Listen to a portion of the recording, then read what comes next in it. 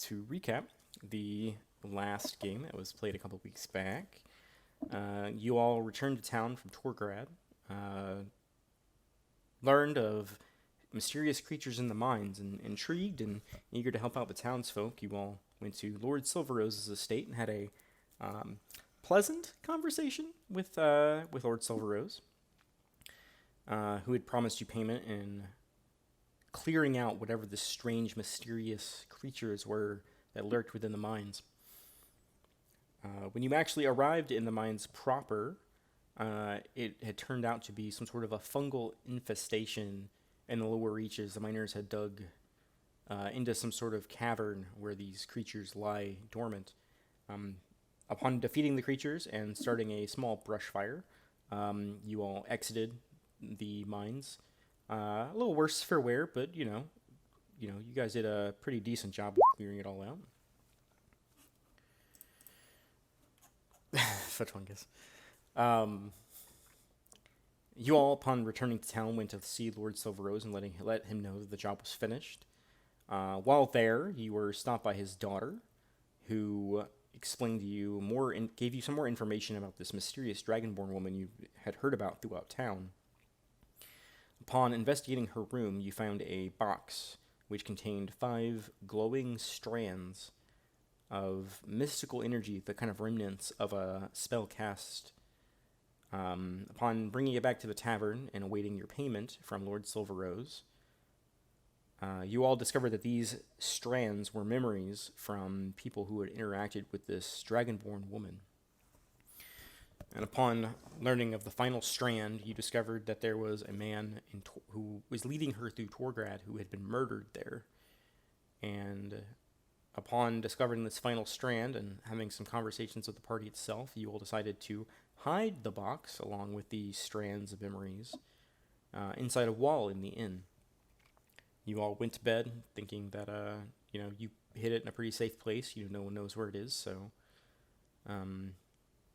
now we begin at the dawn of a new day.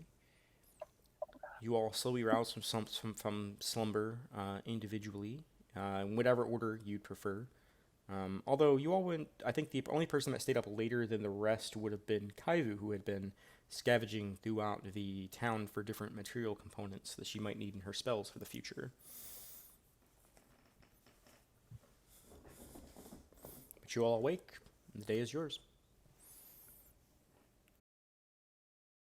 Okay, I guess the first thing I'd do is just head down to the inn for breakfast.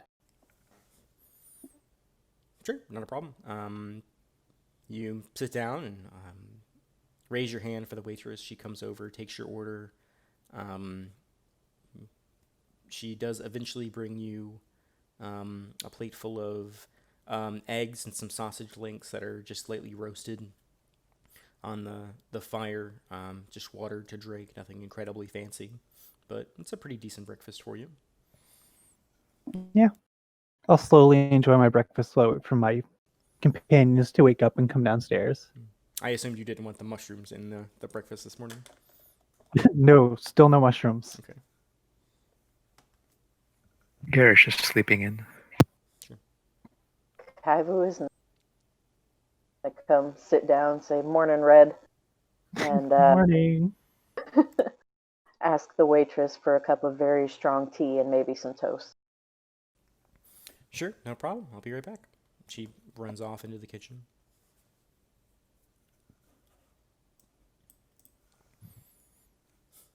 A few minutes later, of you all kind of being bleary-eyed and not talking much around the table this morning, she does eventually return and bring you your requested breakfast. I'm gonna take a big sip of my tea and say, "And fuck mushroom." The tea itself is not quite tea of the quality that you're used to, because you being on trade vessels a lot, you've had a lot of different teas throughout your kind of journeys around the continent itself. This is mainly just hot water with some leaves in it.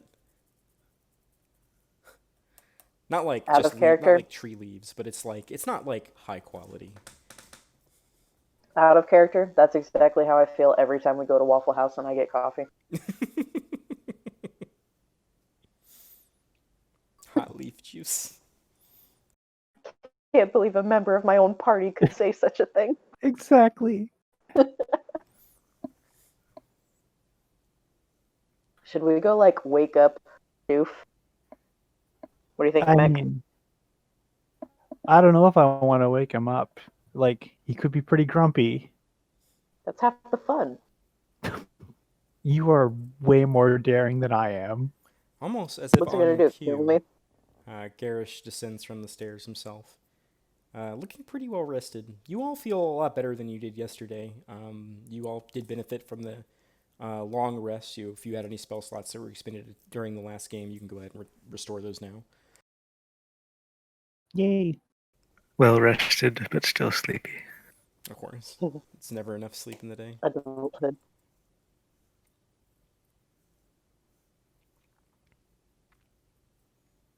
I'm gonna ask after leftover mushrooms. Yeah, absolutely. Of course. She disappears back into the kitchen, brings back another bowl of that very mushroom-forward stew you had the day before. Of course, it's like any stew; it's even better the next morning. So it's a pretty good breakfast, little hearty. She brings you a piece of slightly dried toast to eat with it. I move. Good stuff. I'll like hang out at the other end of the table, but like I'm clearly not impressed with the mushrooms. It's just his way of getting revenge. For what? On the mushroom. Yeah. Yeah, That took me a second. it's not against us. I hope not. It's a preemptive strike. Because Gotta keep the mushroom population under control. you never know when they're going to take over the town. Okay, so I guess over breakfast, and I'll like sort of shout at Kaivu and be like, "So we're gonna head out after this, or do we have anything to take care of before we head on back to Torgrad?" I'll stop being a drama queen and come back. Well, this is long gone by now. Yeah. We should probably, like, swing by Barker's, maybe. I could use a ranged weapon. Yeah, I mean, that's definitely it was that last battle we were in. I wasn't a fan of being so close to some of those things. Yeah. We get, like, Yeah. I don't know, a sling or a dagger or something. Something I can throw instead of being all up in their business. A supply of throwing weapons could be nice for Garish. Something more aerodynamic than a chisel.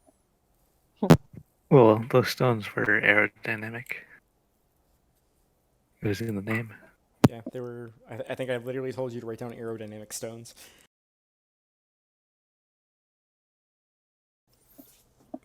Yeah, I guess we'll go to Barker's. Sure, not a problem. All right. You all exit the inn. The morning air is cool. There's fresh dew on the grass beside the paths. You guys walk down to the main city square. Again, it branches off into separate buildings that all kind of circle this main kind of roughed out patch of land where the paths all kind of meet together in the center of town. And you make your way to Barker's Bargains, and the sign in the window is flipped to open, so it appears that he's opened early today.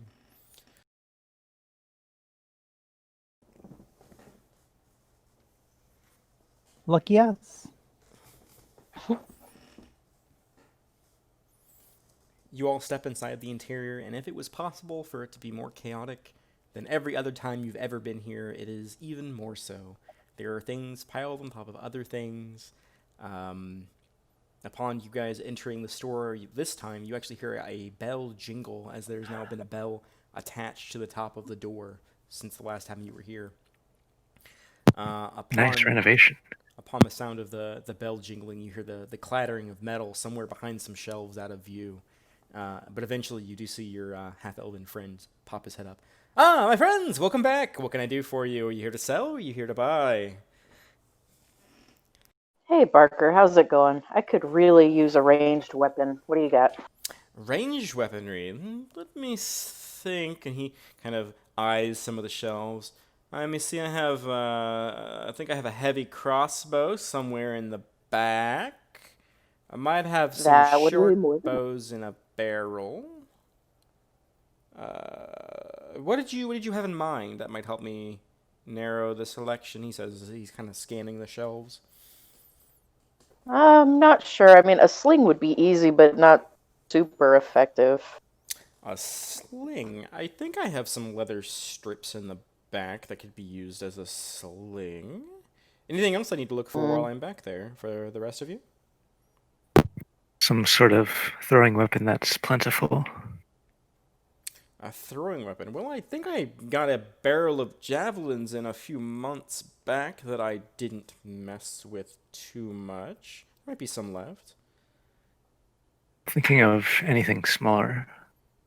Smaller. So are you looking for something along the lines of like maybe some daggers or I think I might have some hand axes in the back as well. Those are a little bit more pricey than the javelins, though.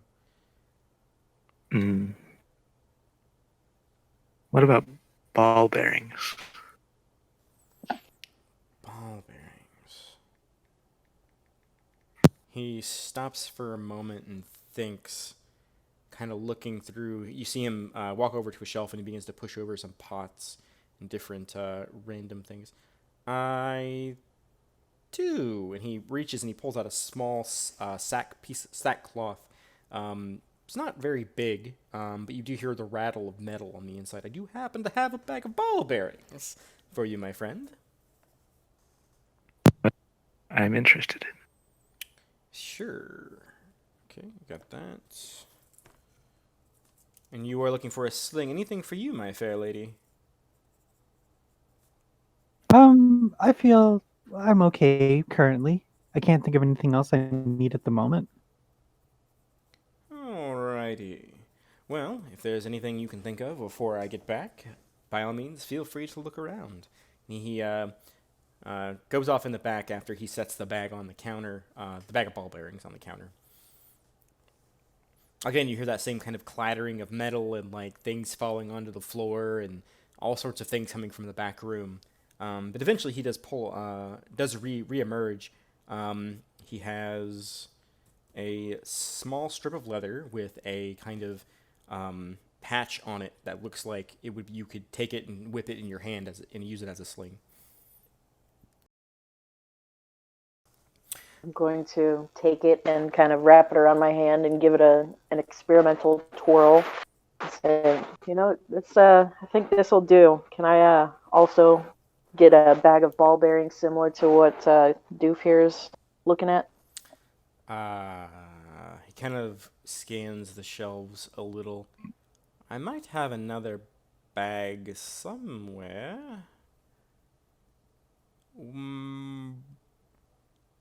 Oh, yes, and he runs over and he grabs a ladder off of one wall and he slams it against another and a pot falls off and shatters on the floor. And he's like, oh, don't worry about it, I'll fix it later. And he clambers up to the top of the shelf and he eventually, after rummaging through the very top, probably like 8 feet up off the ground, almost touching the ceiling, but he eventually does bring down another bag of ball bearings, sets them on the counter. This be all for you folks today. I might take some javelins as well. Now that I think about it. I knew you might be interested, and he goes over to the back room, and he starts to, like, you hear, like, the grinding of wood on stone as he's pushing a barrel out into the main room. And eventually he does get it out about halfway out of the door, and he just kind of gives up on it and says, how many javelins will you take for today? Do I have any idea how much my quiver can fit? Let me look at your item here. Garish. Quiver. Yeah, there's a number You there. can hold 18 javelins in your quiver. I believe it had some javelins in it when you It found had it as well. 4 in it. I'll take 14 javelins then. Javelin.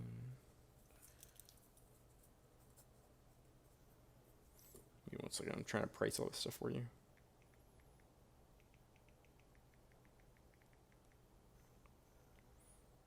It's almost like I should have a player's handbook open with this information in it.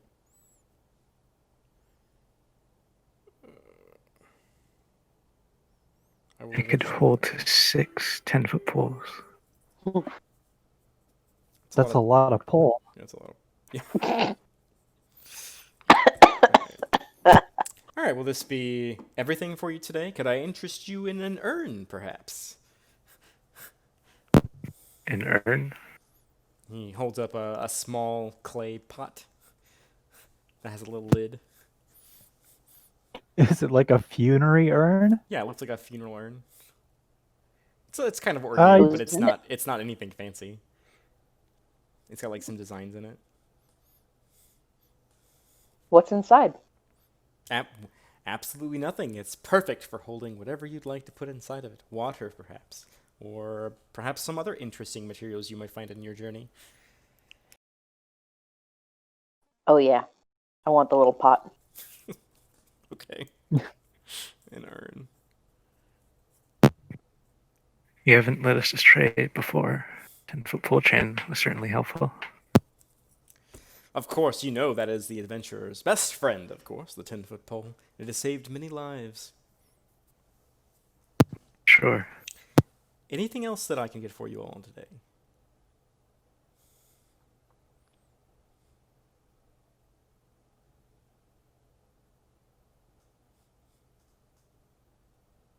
Mech, do you need anything? I haven't thought of anything. I've been sort of like looking over the shelves and like, do I see anything that really like stands out? Make an investigation check.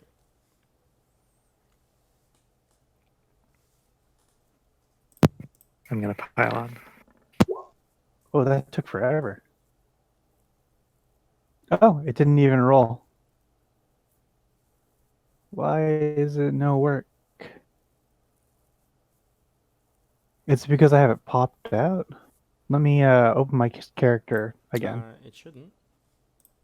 Oh, that Works for me, poked out. that reminds me, Kelly. On the top, Yes? in the top right-hand corner of roll 20, there's a little cogwheel. Oh yeah, we couldn't see your dice rolls. Yeah. Really? Yeah. Do you see the cogwheel in the upper right-hand corner? Yeah, I'm already in there. Is enable 3D dice and automatically roll 3D dice? Yeah. Make sure both of those are checked. All right, Yeah. sorry guys. Nah, it's no problem. I just remembered when I was watching the recording from last week back that I saw that. Okay. Half of D&D is seeing the clickety clack of dice. Yeah, you gotta have Yeah. the math click clacks. Hmm. I would say with a 10. Jeez, you rolled a 5. I would say with a 10 investigation, you don't really see anything that really stands out to you as anything that you might want to take. There's a lot of like random knickknacks and like there's like empty barrels in one corner. There's silverware, goblets of different make and variety, but nothing that really stands out to you as anything that you can't live without. Yeah, maybe another time. For now, I think I'm okay.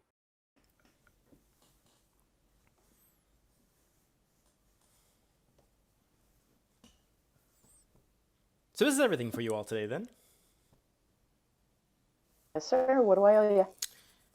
All right, let's see. You are getting the sling and a bag of ball bearings. For the ball bearings, it'd be 2 gold pieces for the bag. And for the sling, it'll be a simple silver piece. And for the Oh, yes. That is 5 copper pieces for the urn. you got it.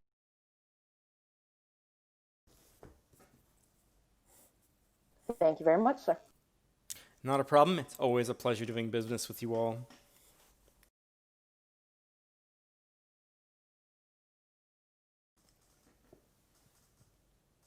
What about my cost? Again, it was 2 gold pieces for the bag of ball bearings, and for 14 javelins, that will set you back 7 gold pieces. So it'll be 9 gold pieces altogether.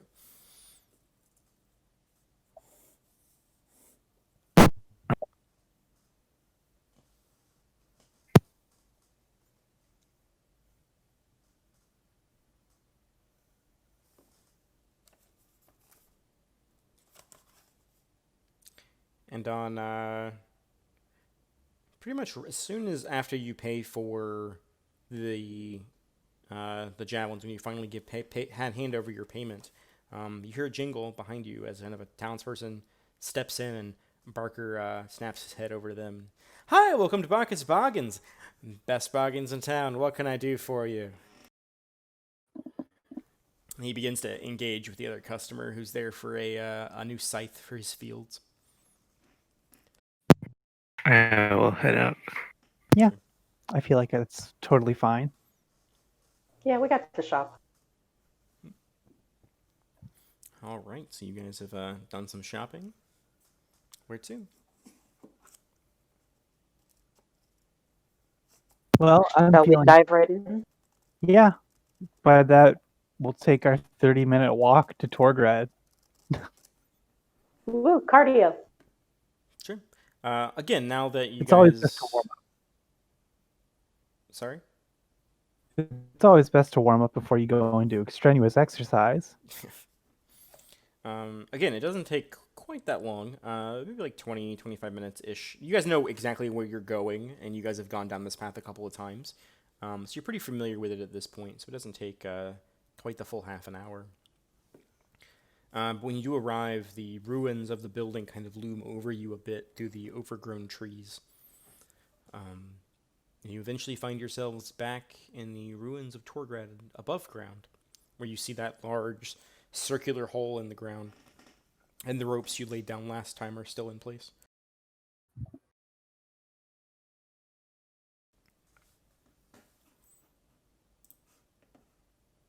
Oh, I guess down we go. I'd like to do a quick investigation of the surface first. Sure, go for it.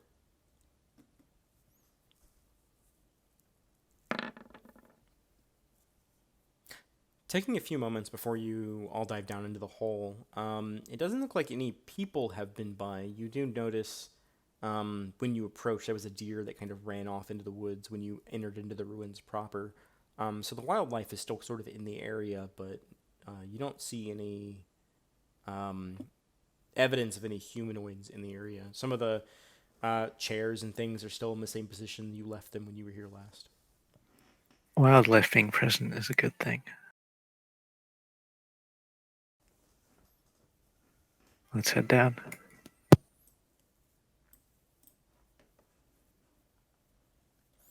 You all descend rope after rope after rope, then continue down the cracked stone stairway back into Torgrad.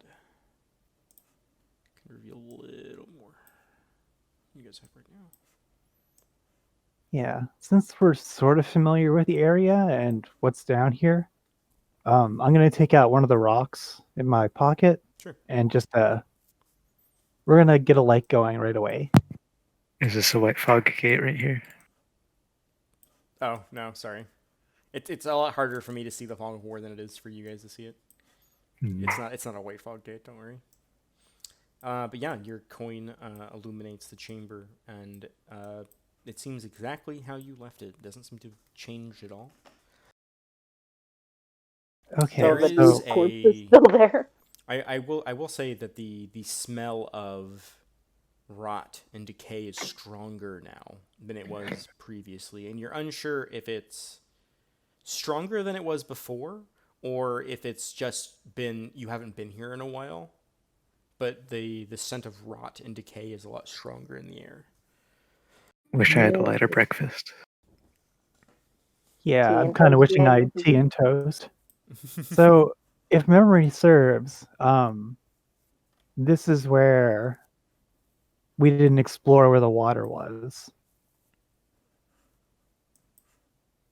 So I'm gonna like casually walk this way, sort of like this is where we need to go, right? Sure. This is the way that they went in the memory. Yeah, and as you move closer and closer towards that hallway, there is definitely a humidity in the air. As it's gotten since your journey from the inn, stopping by Barker's and then heading out, it's been a couple hours, so the sun's beginning to slowly get higher in the sky, And as it slowly warms up, you can definitely feel there's kind of a humidity kind of flowing out from this area. Even well this as- far underground? Mhm. That's odd. Okay, I'm gonna make a mental note of that. I think there's another opening. I mean, I feel like it is, and like, or at least like an open shaft where the sun comes down into like at least some of the water.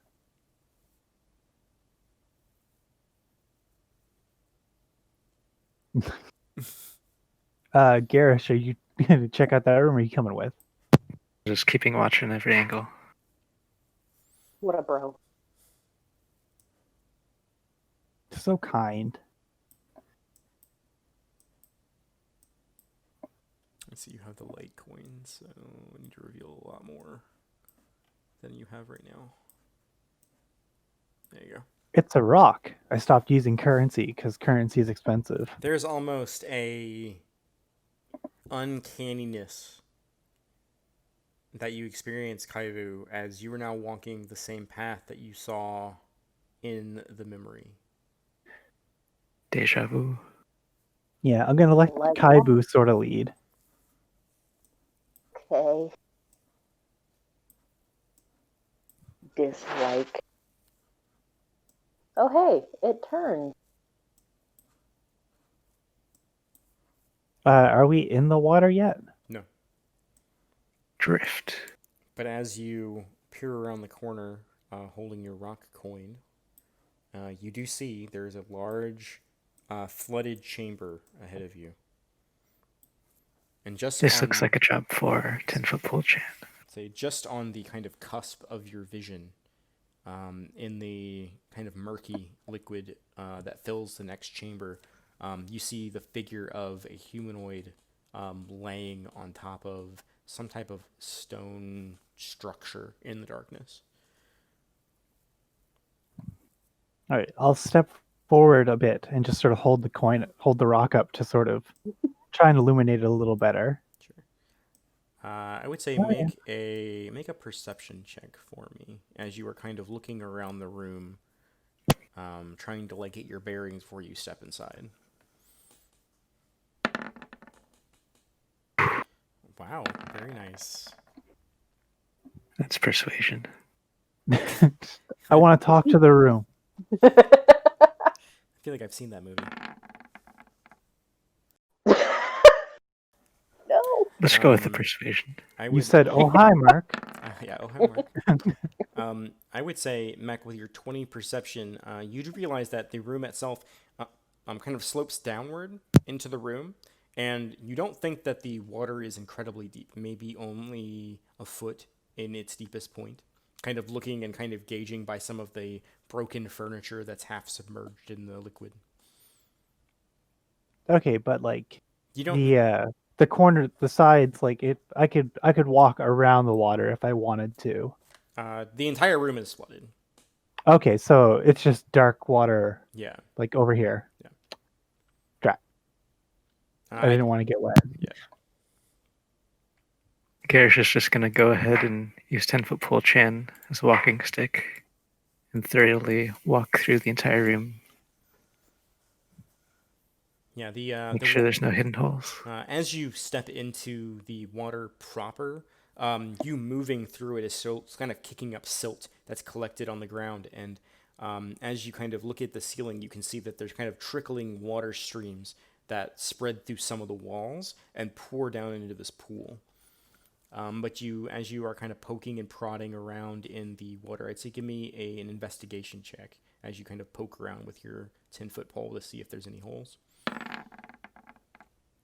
16. You don't find any holes. You do realize as you are kind of walking around in it and kind of slogging through the water that the stone itself here is fractured in the ground.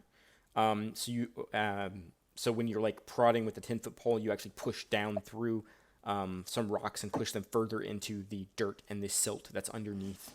But you don't find any like big holes that you think you might fall into. I missed a little bit of that because my audio went out. He didn't find Uh, he didn't find any holes in yeah. the water. I'm gonna beckon. Yeah, as you are now much closer to the altar, the figure on the altar is dressed in traveling garb, a waxed leather cloak. His face is a face of terror and pain. The blood pool that's pooled onto the stone altar underneath him has coagulated and is kind of just a thick black sludge.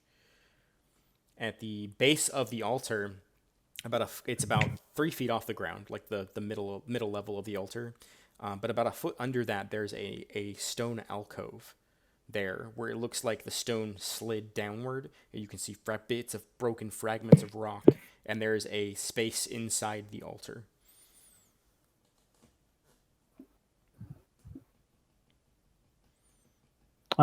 Is this like wreckage floating here? Yeah, it just Or is it looks like like something I can stand on? it looks like bits of broken furniture, like tables. There's some chairs that are kind of mixed in, floating there. You can attempt to cross without stepping in the water proper. That would I would be like to attempt to cross that'd without be getting in the all right. water. It'll be an acrobatics check. Ah! Okay, with a 13, we'll say you step from large chunks of rock that jut out of the water to bits of broken furniture, and you can make your way to the other side of the room. Let me expand the hallway a bit. The water does cease. Let me draw shape. Oh, that's shape. Hold on. I can do this freehand. The water does kind of end here in the hallway. Did my audio go out again? Can you not hear me? I think she's having some audio problems. We'll wait. In the meantime, I'm dry. Testing. Can you hear us? Hello. Sorry, dude. My audio kept going out. Are you good? Yeah, the last thing I heard was Mech trying to roll to cross the water. She managed to do that. She managed to cross without stepping in it. The bottom of your boots are a little wet, but other than that, you managed to not like flood them. As opposed to Garish, who is now walking around in very soggy boots, as well as Kaivu. That's how you get mushroom foot. Oh god. But also next to the altar, there appears to be a very old wooden crate that's slowly rotting out the bottom. The lid's been pried off of it, and it's empty. Can I roll investigation and see what might be inside? Are you investigating the alcove and the altar, or the crate? The crate right in front of me. Sure. Go ahead and make an investigation check. Whatever was in this crate, you think must have been heavy, but it's hard to tell what it was. There is a circular depression in the bottom of the rotting wood, maybe about a foot in diameter, because you can see that there's a clear impression of something pushed down into the bottom of the crate. But what was here, you have no idea.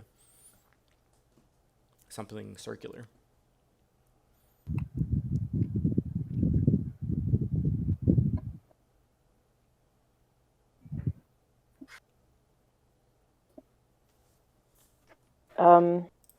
Can I maybe see if I know anything about the stuff that's on the altar with the body, like the deer skull and whatever other accoutrement there are? Sure. That would be Arcana, right? Yeah, go ahead and make a religion check.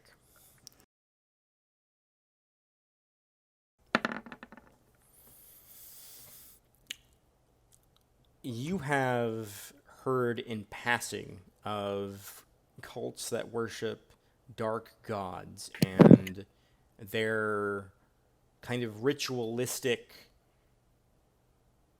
teachings and the things that they talk about in hushed circles remind you of what you find on the altar. There is an ancient deer skull, and you can see like black moss that's creeping up through the teeth of it, out the eyes, and that loop up back through where the ears once were. There's also some sigils that you don't recognize on top of the altar, probably praising whatever dark god this might have once belonged to. But as far as its purpose, are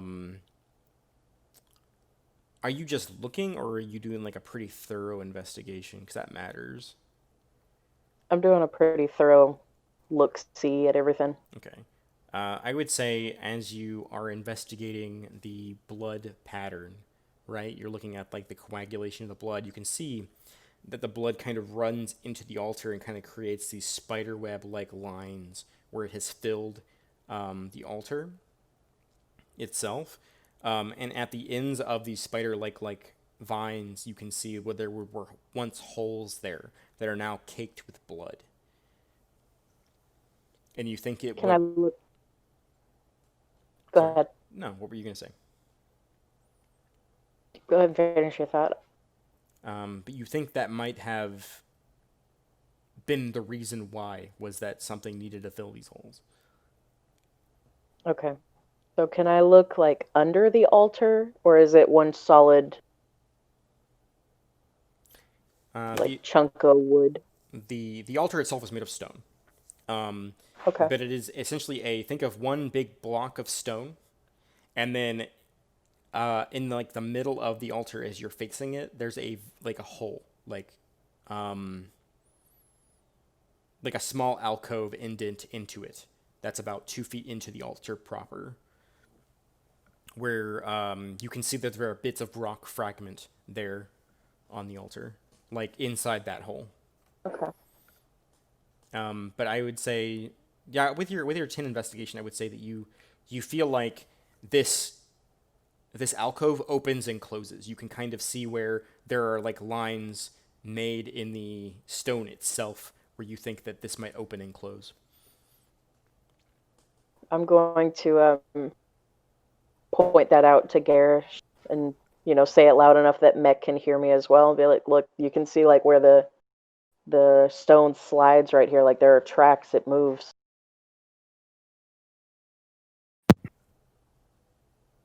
Want me to try to move it? As a note, it is open. Yeah, I'm pretty sure when he described the room, he said it was open, like it was an empty alcove, like there was something removed. Oh, that might have been when my audio cut out. Yeah, it is open. Like the thing that you think is a mechanism is opened.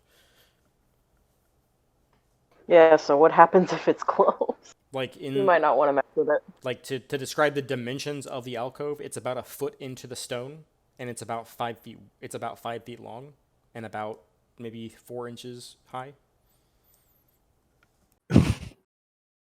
Well, I mean, based on the clues we've gotten and what we've put together here, I can only assume, and I helped take out the wicked dagger, that this was used in some sort of ritual here to open up this altar to retrieve whatever item was stored in that alcove. While we're at this, is there any identifying marks on the corpse? I know that Thomas the woodsman is missing in town.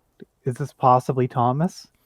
The figure itself, as you kind of look from where you're standing, like down on the corpse itself, like I said, it's traveling clothes.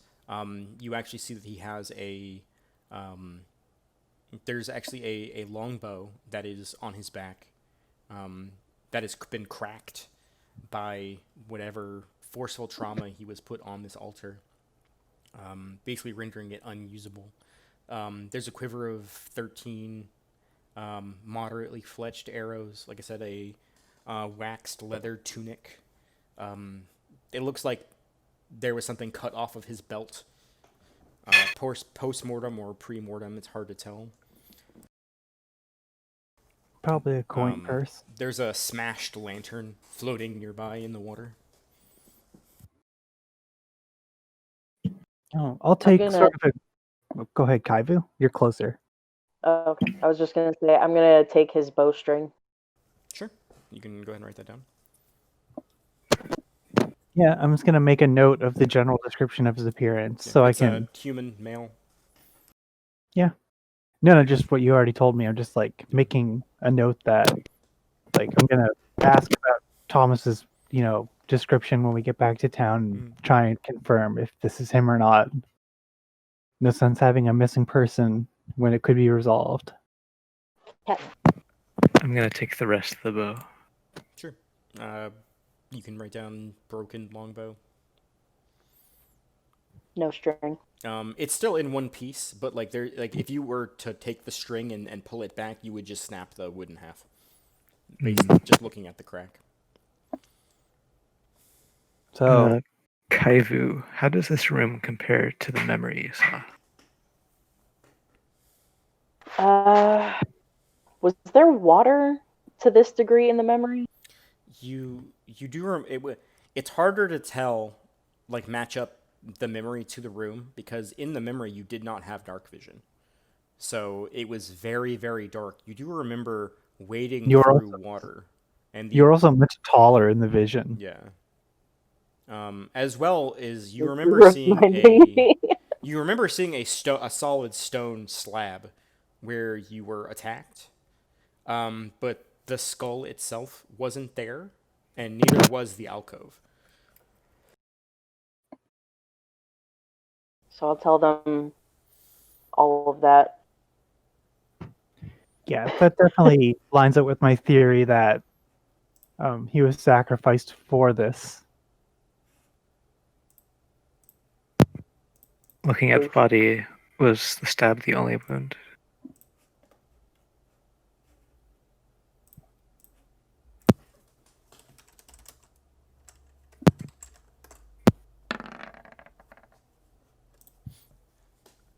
You hear from further down the hallway to the east, Mech, you hear the distinct sound of a bow being pulled back and fired, and you hear a thud. Oh, But you look around and you don't see anything. But you do hear the I think- noise of a bow being pulled back and fired. was it fire? Do I feel like it was fired in my direction? Like, was there an arrow lodged in the wall behind me? Did I see it go whizzing past? Give me a perception check.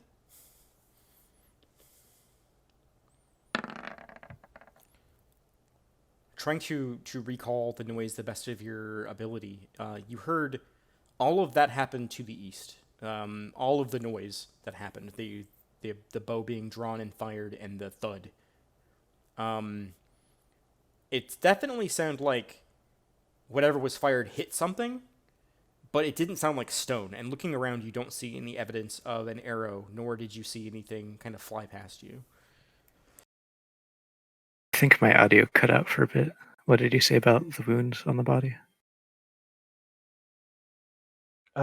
Nothing. Okay. Someone shot an arrow at something somewhere to the east of me. Okay. So I'm gonna like signal to the group like, "Hey, we might have a thing going on over here." I would say, Kaivu, with your passive perception being so high, you also heard what sounded like an arrow being knocked and fired.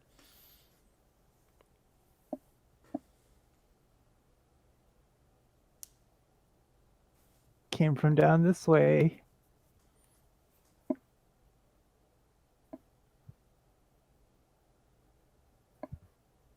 I guess we'll creep on down. And this is all solid stone hall. Yeah, there is no water in this area. 1 second. Let me adjust light levels here.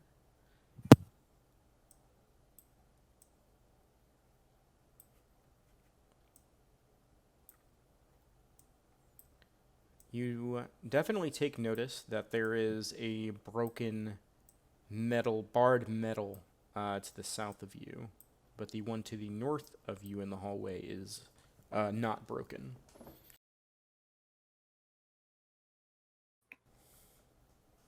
Are they like cell doors? Like it would be a key? or is it just literally bars? You do see that there is it kind of looks like a cell door where like there is a place where there is a lock, long rusted lock, and that's on all three of the doors that are there, and you can kind of see through the bars to the door to the north and see that there is another door on the other side. Tight Is this the security. RuneScape online safety dungeon? As just a DM question, I assume you are all trying to stay very quiet. Yes, I still have the light rock though, unless the group motions for me to dismiss it.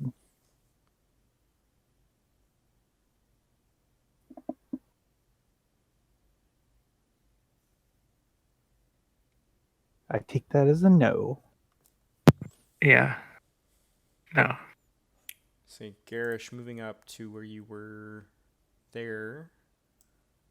Oh, that's not reveal, that's hide.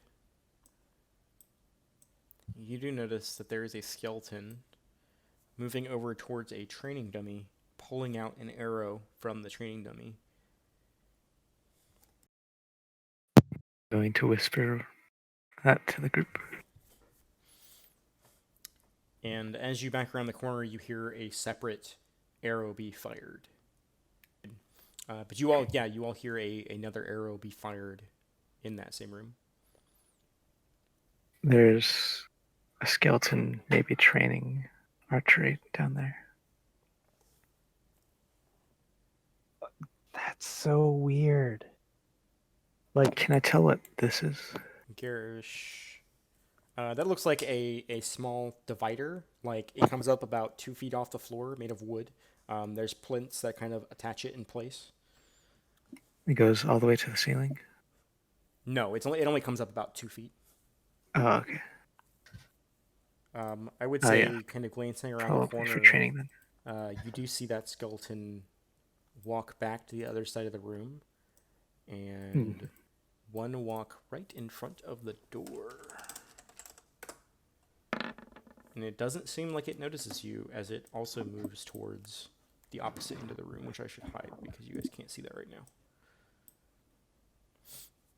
Right. So there are at least 2 skeletons training archery. is it accessible to get through those bars, or are we gonna have to take a?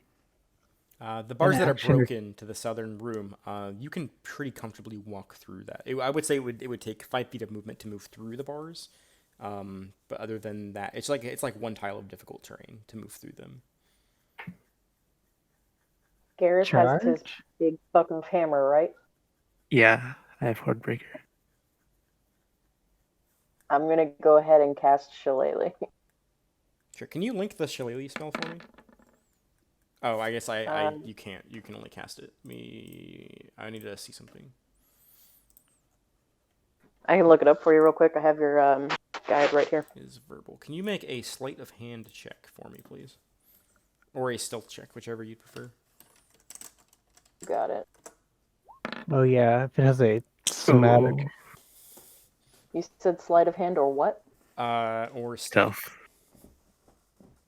Yeah, It does have a verbal component. Even with their negative to perception, that is still enough. Now would be a great time to roll initiative. Yay!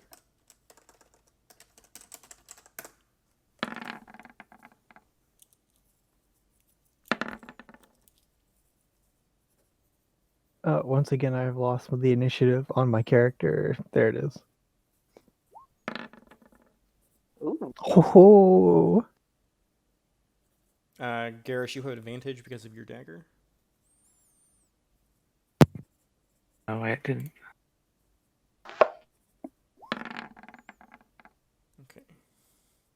Okay. All right, I'll say with the natural 20, you will take the initiative here. Mekleresh is your action. You hear creaking coming from the room. You feel like you've been discovered. Oh,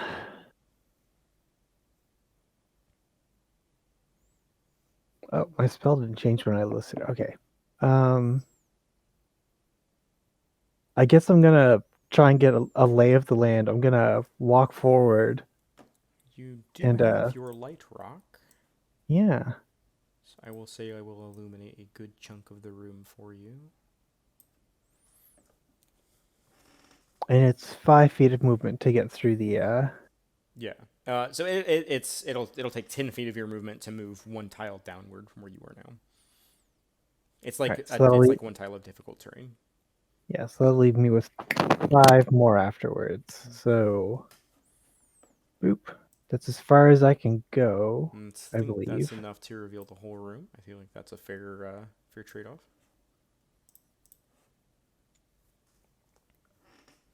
What is that? That is a fallen training dummy.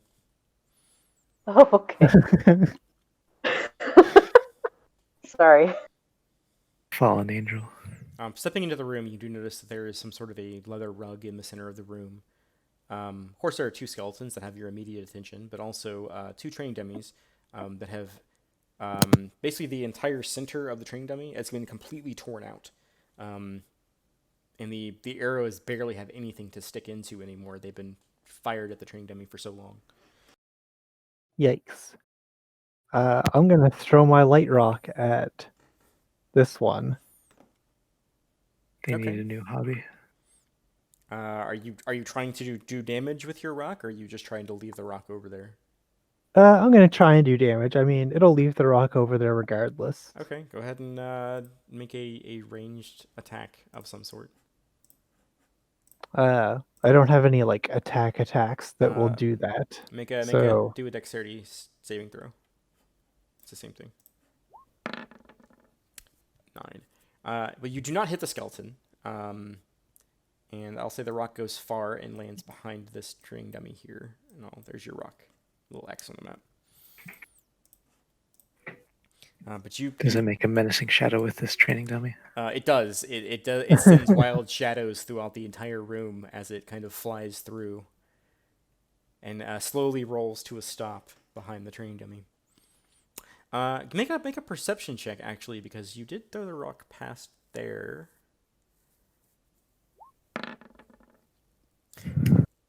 With your 20 perception, you notice a glimmer of green, a shining green, at the base of one of the training dummies. Ooh. Make note of that for when I'm not in mortal peril. Garish, it is your turn.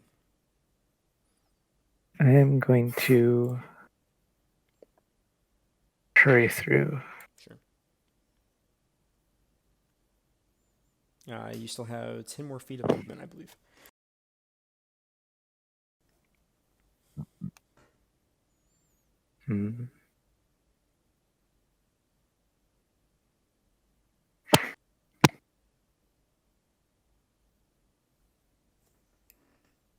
I'm going to prepare to dodge. Okay, so you'll take the dodge action, so they'll have disadvantage if they try to shoot you. And it is their turn, and they are going to try to shoot you. They're not intimidated by my rock throwing. No. You might be more intimidated by the large half-orc.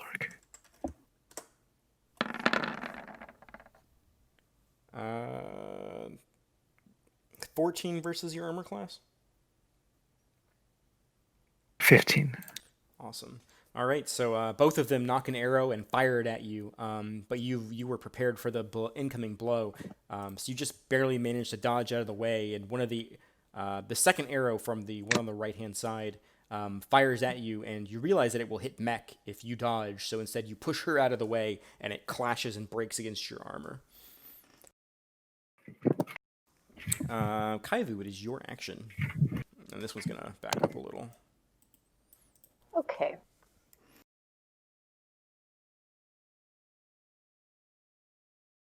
To move here, and that'll be 50 feet, and then use my remaining 10 feet to get through the portcullis. Sure. And what's the range on my shiny new sling? 1 second. Where is I don't think I put it on your character sheet yet. It has a range of 30, 120, which means You can accurately fire it up to 30 feet, and you can inaccurately fire it up to 120 feet. I love a weapon that assumes that I'm not that good. Okay, so this dude is 20 feet away. This dude is also right about 20 feet away. It's from the center of your. It's snap to center is what you want. So you got 25, and Okay. yeah, they're about equidistant from you. Okay, I'm going to tell Mech to get down, and I am going to take a shot at this dude right here. Actually, scratch that other one because there's like walls and stuff in the way of the other guy. Give me 1 second. I'm setting up your sling. Thank you. Oh, I forgot to name it sling. Sling. Sling Chan. There you go. You now have a sling button. Which one are you shooting at? This guy. Okay, the guy on the left. You whip the piece of leather back and you spin it around a couple of times and let the rock go, and you actually you strike true and crush a huge chunk of the rib cage that just shatters off and scatters onto the floor behind, along with bits of rotted cloth and leather and metal armor that just kind of scatter into the rest of the room. Pretty solid hit. Still moving.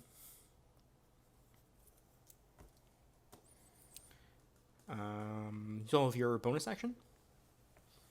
If there's anything you can do with your bonus action. Let's see. For my bonus action, I am going to load another ball bearing into my sling. Sure. And hold it ready. Your sling fires rocks. It does not fire ball bearings, by the way. Ball bearings are very, very, very tiny. Why the shit did I buy 1,000 ball bearings? Okay, anyways. It's for Home Alone. Yeah. Home Alone shenanigans.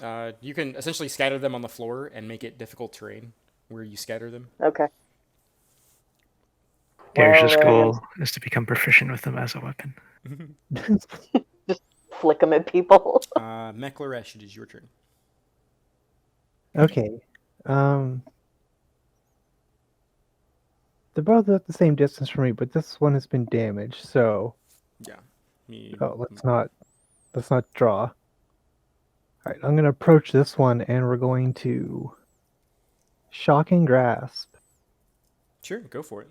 You have advantage. Does it have any? Yes, it has metal armor. Yes.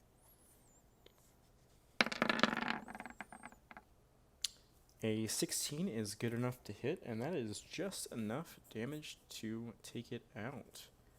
So, you lunge forward, lightning crackling from your hands as you grab onto it and send surges of electrical energy through it, and you watch as its form slowly crumbles and turns into dust in your hands as you are now holding two segments of the armor plating that you drop in front of you. I'm just gonna say ash to ash, and then dust my hands off and say dust to dust. Garish, it is your action.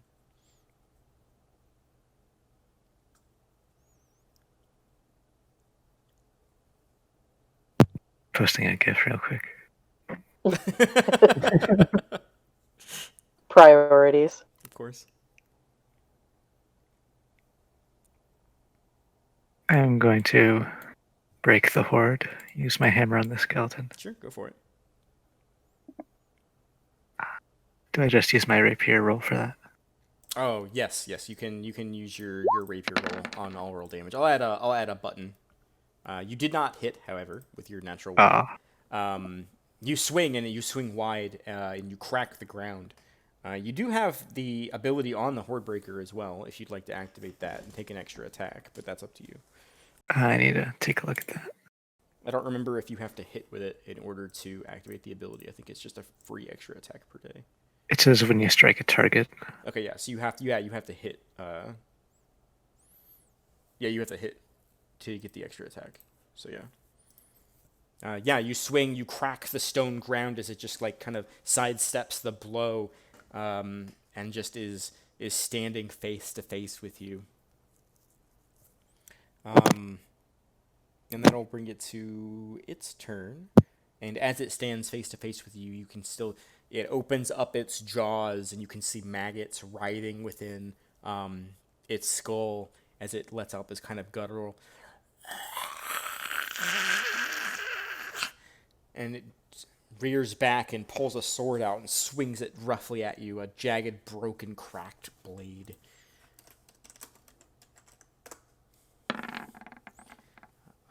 It swings, and you just barely dodge out of the way in time as it would have slashed your form.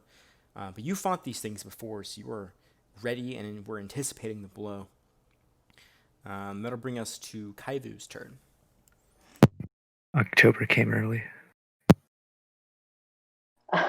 Okay, that was a horrifying sound. We're gonna do. I got.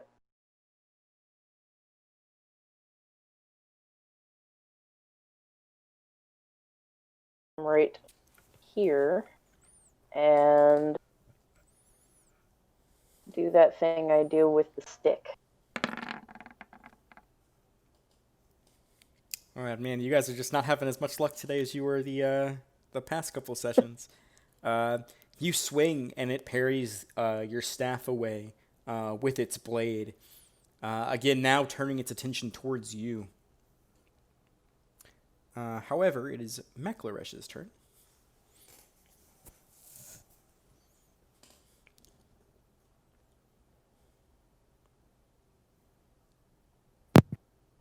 If we keep missing, maybe we can make it dizzy. I think you might be muted there, Mech. Oh, I was, yeah. Quick question. Does this extend all the way down through the square, or can I pass through that? You'd have to walk through the top square in the room or the bottom square in the room to avoid it entirely. Okay. You can make an acrobatics check to try to hop it 10, without losing movement. 15, 20, 25. All right, let's go with another shocking grasp. This one also has metal armor? Yes. It's metal armor scraps. And a 13 is just enough. As you grab it, you send bolts of blue electricity that surge through its form. However, you have now drawn its ire. Anything else you'd like to do with your turn?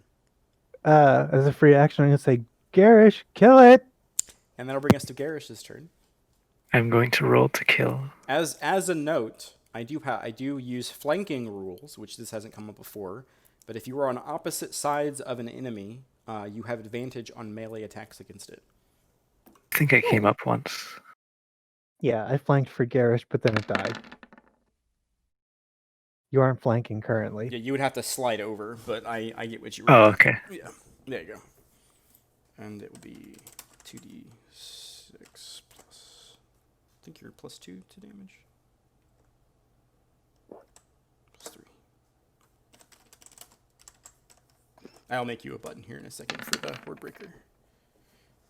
Yeah, that's enough. You bring the hammer down in a heavy overhead swing, and you crack through it and smash its bones into the stones below.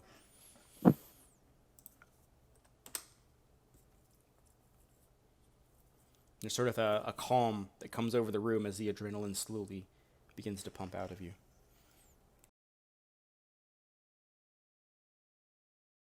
Whew. Okay, I'm going to go investigate. Well, I'm going to go pick up my glowing rock and investigate the shiny green thing. Sure. There is an emerald on the ground that is about 2 inches wide at its precipice, and is about it's large enough that it fits in the palm of your hand if you were to pick it up. Yeah, I'm going to pick it up and like shine the light through it and be like, hey guys, look, a shiny rock. As you shine Green. the light through it, you can see a kind of a swirl in it that slowly spins on the interior. Guys, look, fancy magic rock. I want to investigate this rock. Would that be Arcana? Yeah, go ahead and make an Arcana check to see if maybe you'd seen something like this in the past. Oops. Did not mean to advantage. I would First say roll is a 9. I would say as a wizard, you could have advantage in this roll. I'm okay with that. Okay. You believe that this is what's known as an elemental gem. They are gemstones that when you... essentially, you can use an action to break the gem, and if you do so, you can conjure an elemental from the gem. A friendly elemental It is friendly to you. to me and my And allies, or to me? To you and your allies. It is as if you cast the Conjure Elemental spell. However, you do have to concentrate on the spell. So as long as you are concentrating on the elemental binding its will under your control, it is friendly to you. My favorite Cool. element is green. Well, this is a super dangerous item. I hope I never have to use. I'm gonna bet that you will. As a I'm note, gonna- this is a one and done item. This is a Oh, very once- much so. It comes once- out, and I control it until it decides, until I fail, and it kills us all. Yay! Well, you Yay. control it for the duration. If the duration goes all the way through, then it just disappears. It goes back to its elemental plane. Okay. Nice. Less dangerous than conjuring, I don't know, See. some sort of elemental lord to this realm forever. Yeah, as a note, it will last up to 1 hour. How much do our characters know about the significance of emeralds? In regards to World lore. I mean, you have general information on precious stones. You know that if this wasn't a magic gem, it would be worth a decent amount of money. The fact that it's magical probably means it's even more so. But other than it being a kind of world trading currency that's lighter weight and more expensive than just general coins, which is how people generally use gemstones. You know that different gems are also used as spell components for certain spells. But I don't believe that emerald is one that you are familiar with as something that wizards or spellcasters would try to acquire. All right. It's not culturally significant or anything like that. It's No. just, yeah. It's just a expensive rock. Well, this one's a magic expensive rock. You also now Green have the, makes it significant. I assume that Meklaresh is the one that is grabbing onto the gem. I will add I that. currently have it, and I'll explain it to the party and be like, does anyone want to hold the magic death rock? It's very green. That appeals to me. I'm good. I will hand it over to Garish. Sure, I'll go ahead. I will happily pocket it. Yeah, I'll add that to your items. But yeah.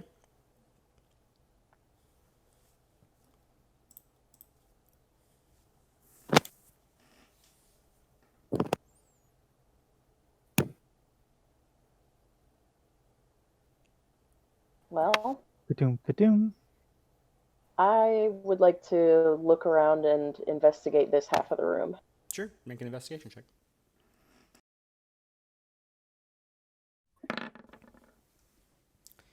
With a 15 investigation, you don't turn up any new items or anything of that sort. But you do notice the stones themselves are worn down from the thousands, if not 10,000s, of arrows that must have been fired in this room by those two skeletons. As you can clearly see the paths that they take to retrieve the arrows and return to their starting position. And they've just done it ad nauseum for only Lord knows how long. Gross.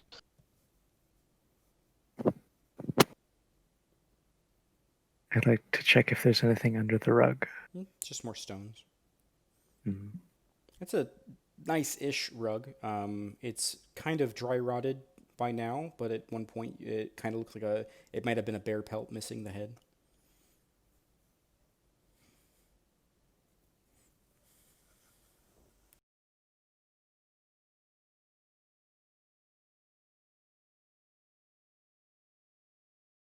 Yeah, poor bear.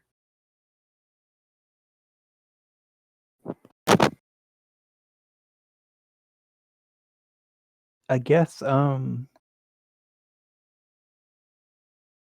just kind of want to, I guess I would just sort of internally ponder what such a precious gem was doing, you know, in a training room for skeletons.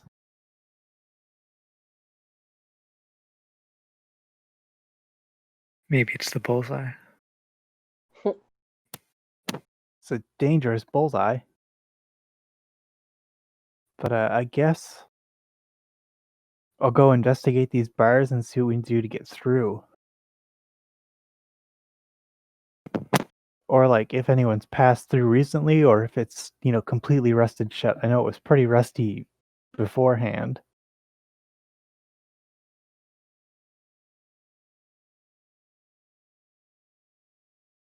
Side note, it's kind of handy that we are 3 different tiers of height, so we could all stand here and Garish can see over my head and we can all look at the same time. Do the whole Scooby Gang thing. As you are kind of investigating the lock itself, go ahead and give me an investigation check to like kind of look and kind of gauge the condition of the lock itself. With a 17, wow, guys, that's a lot of investigation checks. You think Very that interesting door. at one point that a key might have been used to unlock this, but looking at the interior of the mechanism, it's all completely rusted. The bars themselves look strong, but no more strong than the bars you all have already dealt with in other places in the dungeon. However, these actually look more fragile than the ones that were near the jailer. Peering past the 2 sets of rusted iron bars that bar the way into this room, you see a table with shining bits of metal on top. It looks like weapons were laid out in the room. Next to the entrance of the room, you also see a rusted suit of armor that's on a stand, as well as a table with what appears to be some kind of a parchment in the far corner. Well, I'm going to step aside and let the strong people do strong things. I'm going to do strong things. Okay. Same. You can both roll independently, or one of you can roll with advantage in athletics check. I'm assuming you're trying to break the bars. I have or at least bend them. I have a 5 in athletics. What about you? I've got 2. All right, I'll roll with advantage.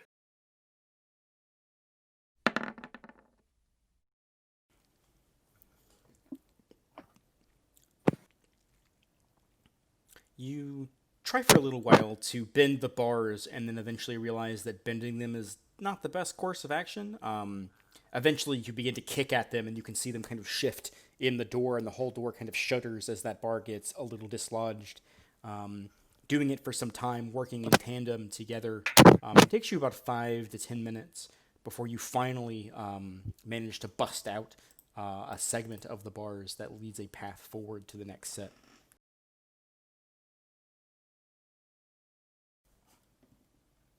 Stand back. I'm going to use Heartbreaker. Can I maybe cast Detect Magic first? Because I'm scared. Let's hide.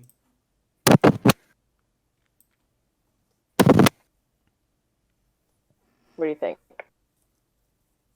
As a note, there's not enough room for both of you to be in between the 2 sets of bars. Oh. I'm going to cast Detect Magic real quick. Sure.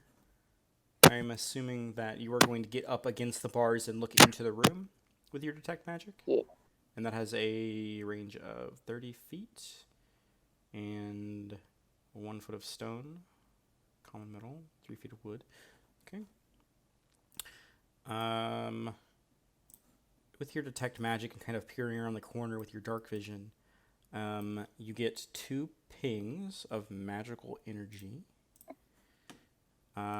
This suit of armor is radiating a faint magical aura, and then there is something in this chest on the opposite side of the room that is also radiating a faint magical aura.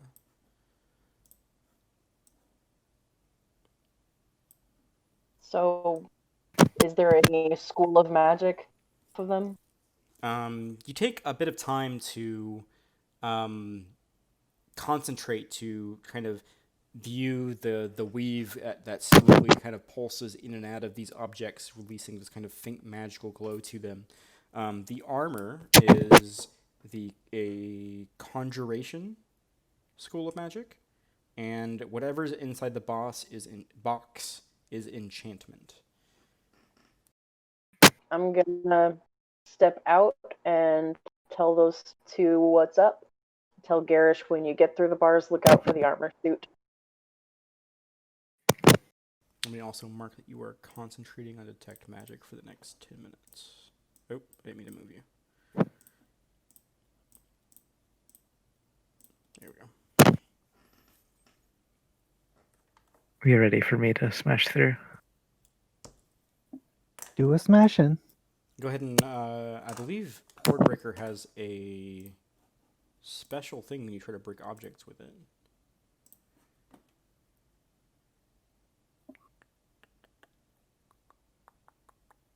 Maybe I took that off. I did take that off. Go ahead and make an attack roll with it, or make an athletics check with advantage for me. Yeah, you rear back, and there's almost no room to maneuver in the hallway, but you manage to find enough space to swing the hammer, and with all of your might, you dislodge 3 of the rusted poles that kind of crack and shatter, leaving a kind of a jagged way into the next room, but a hole nonetheless that you feel like you could squeeze through.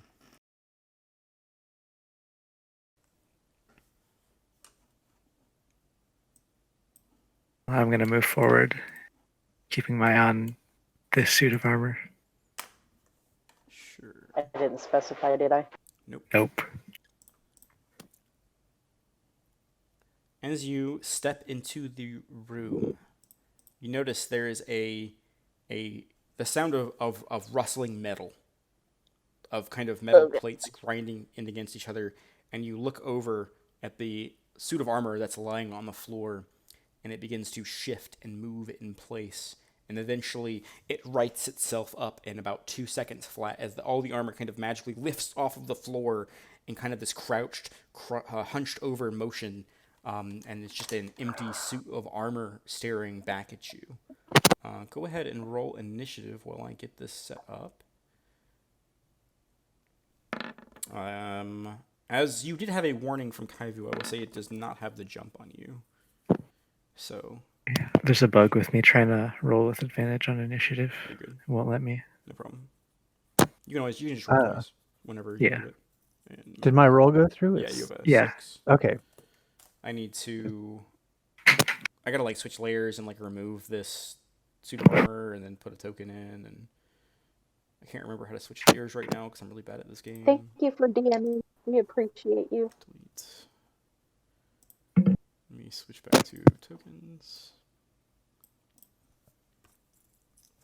All right. Here we go. Totally saw a cat's head instead of a helmet at first. What is its initiative? +0. All right, Garish, you have the first action. I'm going to duck out of the room. It is an action to move through the first set of bars. All right. What about the second? It is difficult terrain. So how far can I get? I would say you can move through the second set of bars and then another 5 feet, and that's the most you can go. All right. I'm going to tell my party that a suit of armor got up, and I'm not sure what fighting this kind of opponent is going to be like. We can pause initiative as it does not seem to follow you out of the room.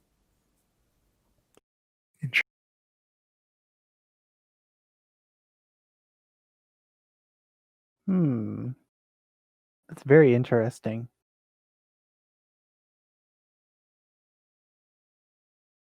Do you guys want me to, just go stand behind that set of bars and just nuke it from range? Nuke from orbit. Can we be sure it's hostile yet? It's a conjured suit of armor. I'm not gonna assume it has good intentions. Sorry, as a I mean- note, when you all are where you are, I'm gonna move the freaking map if I do that. you can only see this from the hallway. Okay, what if since we're in paused initiative, if I move up to here?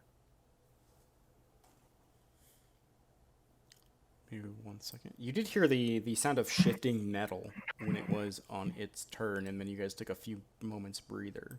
So let me re-reveal the room. But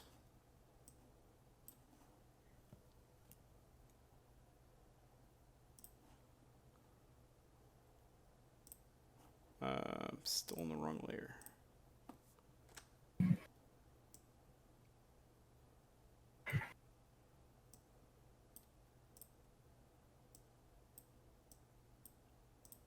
That is what you see when you peer into the room.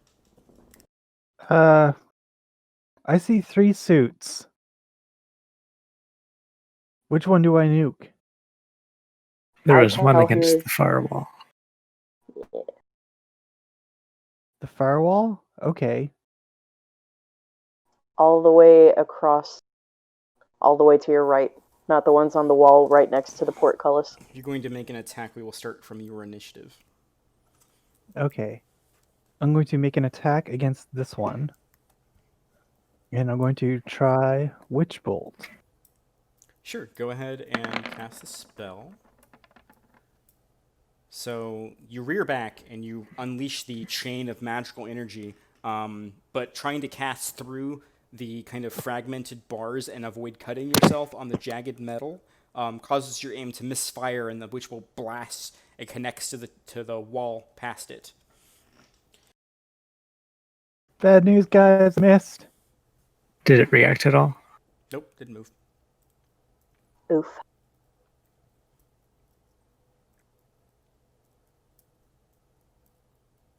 Well, that's my initiative turn.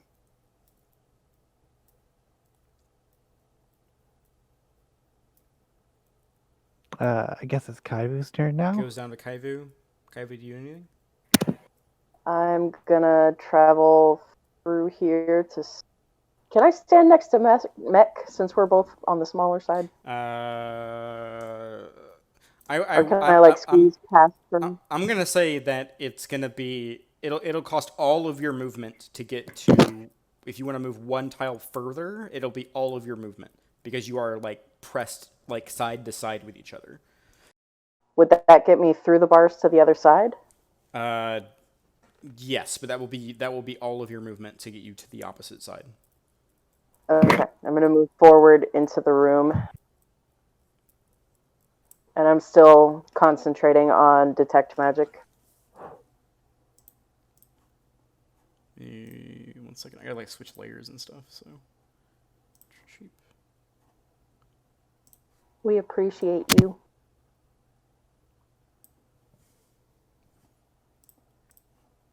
Oh, That one is letting off its aura.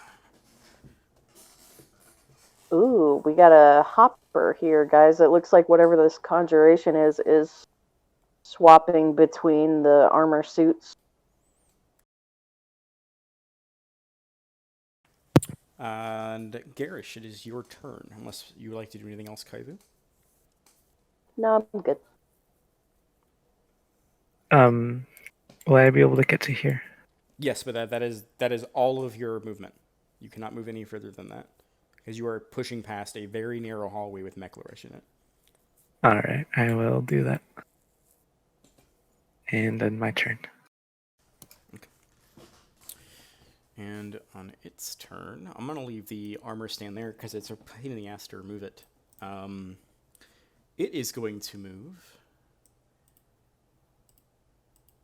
It's going to move here.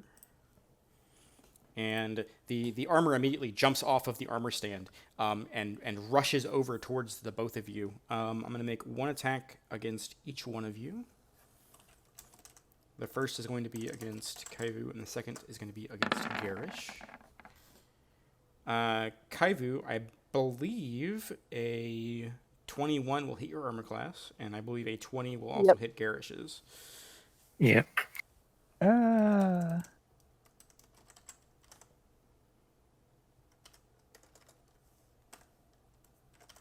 Kaivu, go ahead and take 4 points of bludgeoning damage. I probably should have some buttons here that would make my life a lot easier. I can hear Steven yelling at me to download things right now. Garrus, take 8 points of bludgeoning damage as it just slams the metal plates into the both of you. Quick question. Yes. Bludgeoning damage, I'm just taking off 4 hit points, correct? Yeah. There are certain Okay. class features and abilities that might make you take less damage from certain types of damage, which is why I tell you what kind of damage you're taking. But yeah, Okay, you'll just thank take you. 4 points of damage. And that'll bring us to Meklaresh. It is your action. I'm assuming I can't squeeze through. Well, I can move through my party members, correct? But it's going to cost me my action to go through the bars? Yeah. Yeah, it'll be your action to move through the bars. Okay, I guess I'll move through. Unless, if you want to try to move through the bars swiftly, it'll be a dexterity saving throw, or you'll take damage. To avoid, because they are jagged pieces of rusted metal that are basically like creating almost a maw that you have to avoid. What would it take for her to flank it for me? I'm thinking I'm more or less, I'm going to carefully move through so I don't, cut myself up. And, Yeah, that'll be an action. yeah, and just, I'll be standing here. Okay, so you kind of maneuver around this thing as it kind of wheels and is trying to gauge all of you at the same time, having a hard time doing that. And that is your action and your movement. Any bonus action? No. Kaivu, it is your turn. Oh, I'm sorry. Kaivu, can you make a Constitution saving throw? Yes. Okay, you maintain concentration on detect magic. Okay. All right, it is your turn. Okay. I am going to. I'm gonna hit the fuck out of him with my quarterstaff. Oh, hey. You manage to find a small piece in the metal plating where it's exposed, and you swing upward and wrench off a ton of these metal plates that just scatter into the room and stop moving after they've been dislodged from this kind of central form, doing a pretty sizable chunk of damage. There's still a lot of plates left on him, though. Anything else you'd like to do?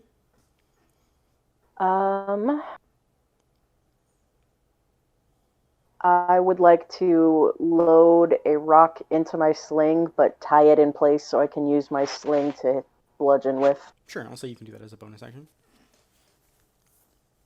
Garish, it is your turn. I would like to slam this inanimate suit of armor into this animate one. All right. Are you going to just grab the suit of armor and thrust, or are you going to swing your weapon at it? Use the inanimate suit as a weapon. Okay. Go ahead and make an athletics check. This will be your action to grab it and hurl it. Oof. You grab it and you don't realize how wide the base of the armor stand is. So when you go to grab it and throw it, you just kind of slide it a few feet into the room. Shoot. You go ahead and move. There you go. You slid it along the ground. So you still have your bonus action, but I don't think there's a lot you can do with that at this time. You know what? I'm gonna action surge. Sure, go ahead and you do have an additional action for your turn. And instead, I'm going to slam this one into this one. Okay. Weapon or just trying to grab it to throw it? Throw. Okay, so go ahead and make an athletics check. I don't think I can beat that. Yeah. So you take it and you kind of chuck it into the other statue, and the metal plates, some of the metal plates fall off of the original figure.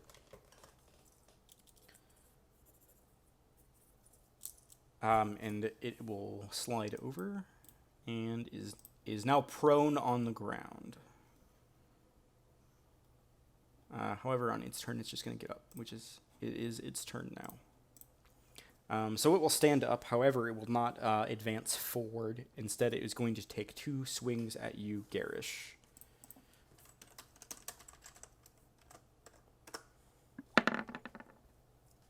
Wow. No. I even flanked for you. Okay, take 11 points of bludgeoning damage as it slams you backwards and slams you into the metal bars. Luckily, the bars are pursed inwards towards you and not away, or else it would be a much more dangerous situation. However, the blow itself sent you reeling and sends kind of these black patches and stars for a moment as you're reeling from the impact of the blow. I'm fine. Oh no. Mekleresh, it is your turn. All right, I'm going to get behind it, and it's made of metal, so I feel like I have advantage. Yeah, I would certainly say that it is wearing metal armor of some sort. Shocking grasp. However, when you reach out to grab it with both hands, the kind of blue electricity crackling through your hands, you reach out and it just pushes you off of it as it turns to face you after slamming so hard into Garish. And you don't make impact with your shocking grasp. Ooh. Kaivu, it is your action. Garish, how much HP are you at now? 2. Yeah, I'm gonna cast Healing Word on Garish. Sure, go ahead and cast a spell. It is your bonus action. Oof. Let's just say higher level cast. You should only be able to cast it at level 1. That's weird. I can reroll. No. You got 5. Garish, go ahead and get back 5 hit points from the healing word. I'm gonna investigate that here. But you still have your action and your movement for the turn, Kaivu. Okay, cool. I'm gonna move here, and since I'm flanking with Mech, do I cast my melee with advantage? Yes, you have advantage on melee attacks. All right. Quarterstaff, don't fail me now. Again, it's just kind of batting your attacks away. It actually grabs your staff with one of its hands. Even though it's facing Mekleresh, you swing and it just grabs your staff behind as the helmet slowly turns to face you. How dare you touch my wood in such an uncouth manner? Garish, it is your action. Well, I've had enough of this thing, so I'm going to swing Hordebreaker. Sure.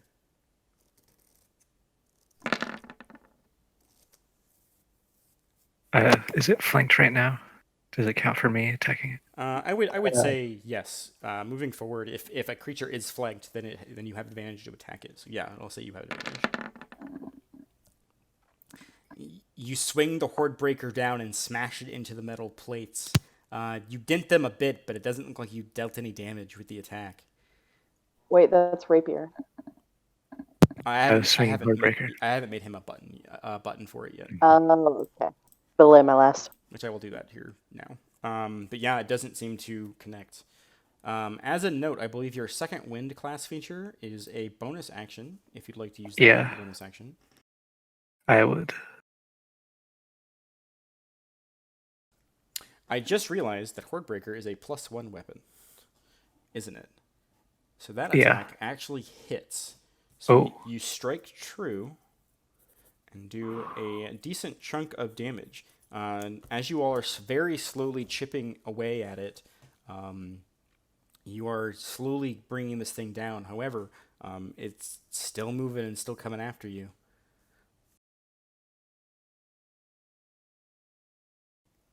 But yeah, you can go ahead and type in the chat /roll 1d10 plus 2. And that will be how many hit points you restore.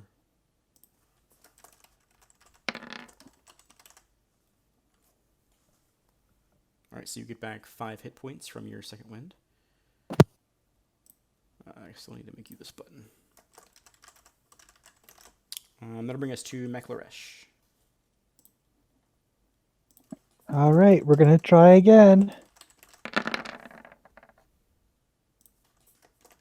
That's the same roll. Yeah, no, it's just pushing you off.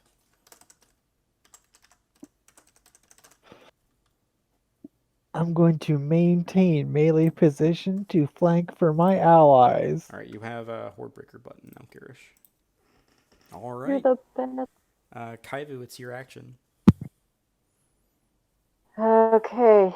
Hit with stick. Go ahead and roll it. You know, you're just not quite hitting it. It's made entirely out of metal, and it's hard to find a place where you can try to wrench off some more of these plates. A lot of it's been exposed, but I mean, it's still coming at you, and you, like I said, you kind of slam your staff against it and try to rake up like you did the first time, but you just slide off of the armor. Hate. Garish, it is your turn.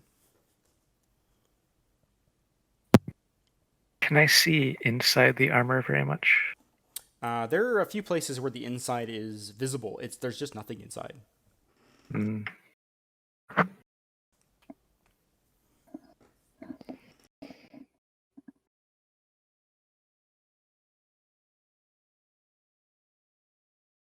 Wonder if there's anything I can do to bypass its high armor class.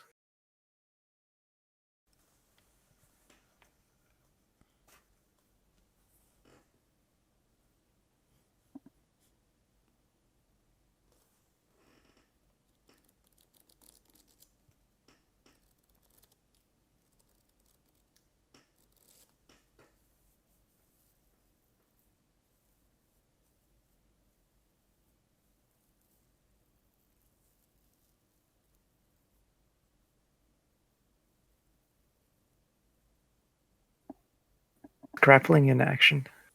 Yes. What does it do?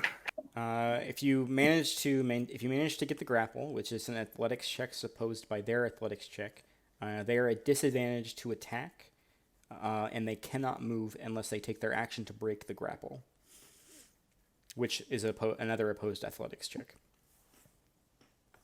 On the other hand, that would also leave me vulnerable to shocking grasp. There is the distinct possibility that lightning might arc off of the creature.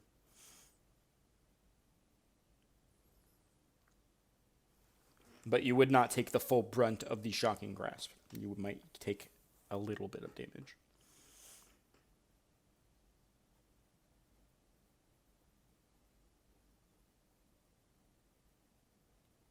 Well, yeah, I'll try grappling it. Sure, go ahead and make an athletics check. Still advantage. Yeah. So you reach out and you manage to pin the two arms against its body as it kind of worms and tries to wiggle and tries to get out of your grip, but you hold fast and hold this creature in place. You manage to get the grapple. That's all. And it will bring us to its turn, and instead of trying to break the grapple, it's going to try to make 2 attacks against you, Garish, at disadvantage. So the first attack misses. The second attack is going to connect with a 20.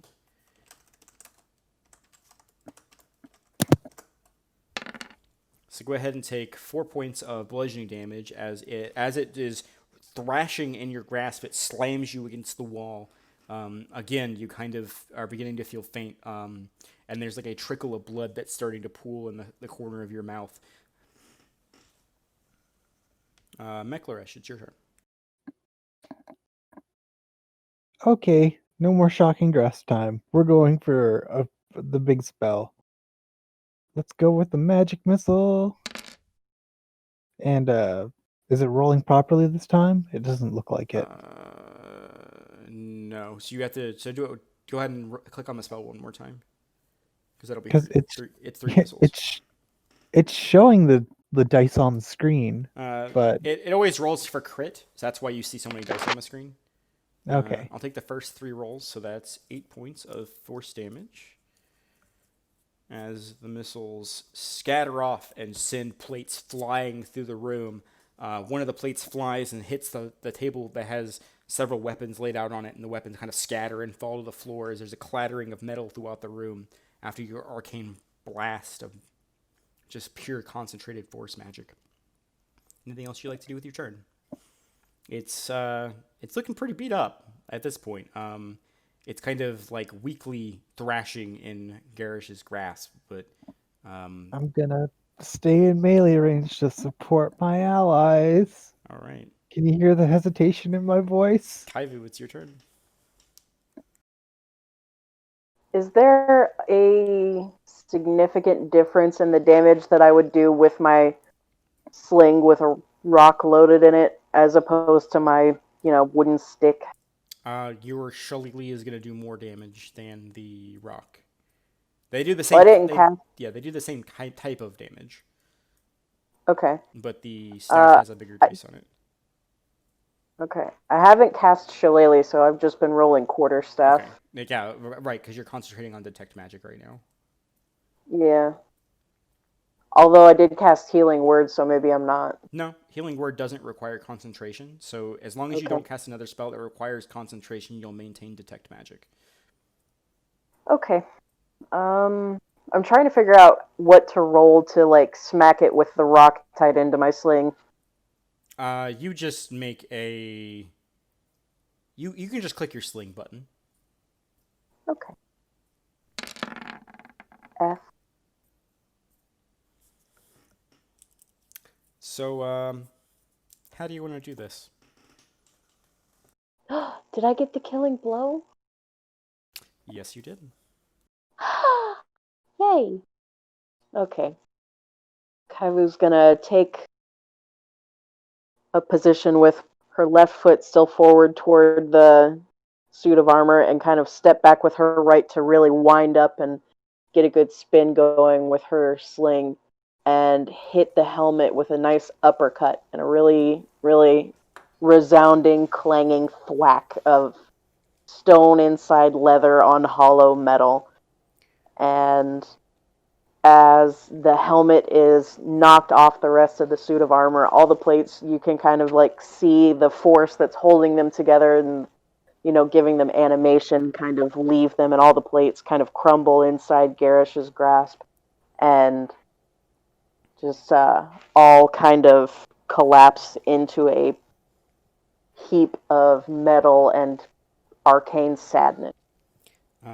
With the blow, her bringing the rock upwards into the helmet and dislodging it, there's kind of a ringing sound that echoes through the air, and there's this kind of pulse of air that comes from the creature for a moment, and then the plates just become innate and inanimate and just crumble as Garish's thick grip fighting against this creature kind of buckles as the plates suddenly just fall loosely through his arms.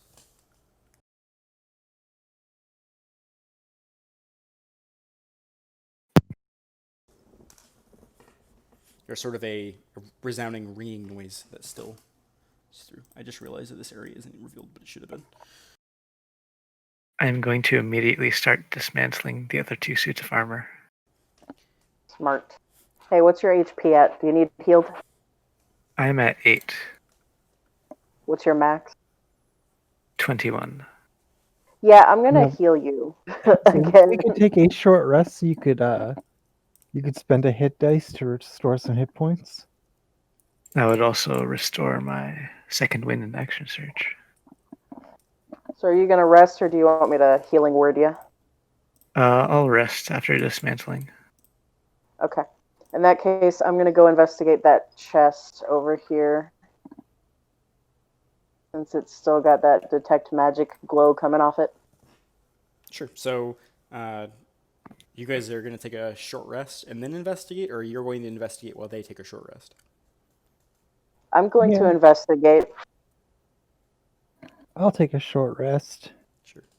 You and Garish kind of find a solitary area in the room and just lean against the wall as Garish kind of pulls out some bits of cloth and scraps from his bag and begins to wrap them around his arms and kind of cover up some of the bruises and slices from the creature's kind of jagged metal armor that had cut into him during the fight.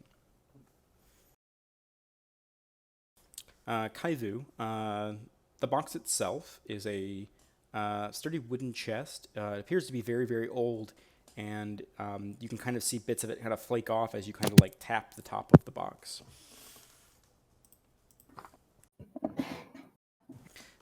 However, being this close to the box, you notice there is almost a faint white glow coming from the interior. Can I open it? Is it locked? Sure. No, there's no lock on the chest. You take your fingers and you lift up the lid, and inside there is a object that is being obscured by old, kind of dry rotted cloth that is wrapped in. It appears to be some sort of a blade. I'm going to very carefully remove the cloth. You remove the cloth to reveal a beautiful silver rapier, the blue gem in the pommel, that is radiating a soft moonlight that fills the space of the room. It is dimmer than the rock that Mekleresh has by her side. However, it is still emitting a kind of faint light in the area.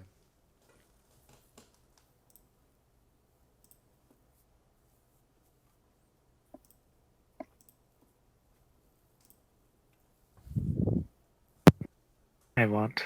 That's... Yeah, I can't use metal arms, so it's all you, dude. Just as a note, while we're taking a short rest, I'm going to offer Garish one of my healing potions. If he needs more hit points. How much would the short rest have restored? There's a button on your character sheet called Hit Dice. You can spend up to your level in Hit Dice, and when you hit the button, you spend 1, and you restore that many hit points that it shows you in the chat.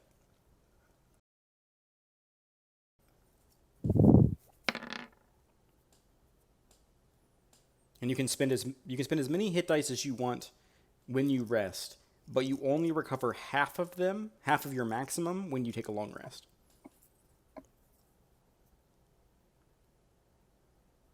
So, what's your current max HP? 21. And what are you currently sitting at? 8. Yeah.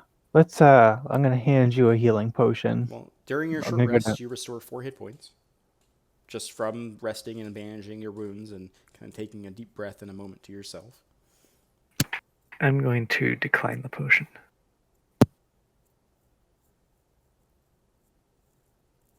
You're looking a little worse for wear there, Garish. I mean, it wouldn't do for us to have you fall down. Half-orc like me is not going to fall so easily. I am going to jump a little bit and grab Garish by his ear and say, "Look here, you stubborn ass. Drink the potion."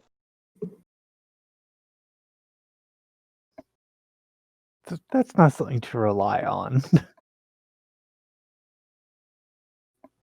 Can you roll for intimidation? Can I? Let's see.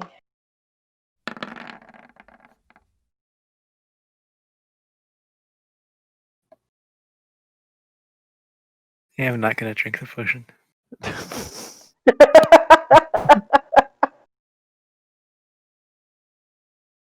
Never underestimate an ear grab. Oh, he's not gonna drink it.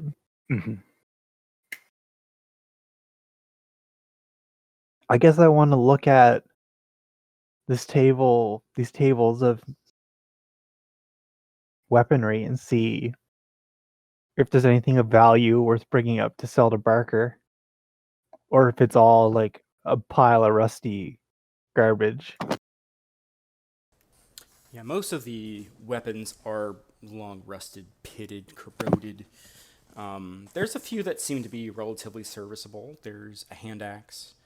You also find a short sword that's in decent condition, as well as a longbow that was covered with some sort of a leather sheath that it was covered with that has protected it from the elements. Yeah, I'll grab the short sword to bring back. Sure.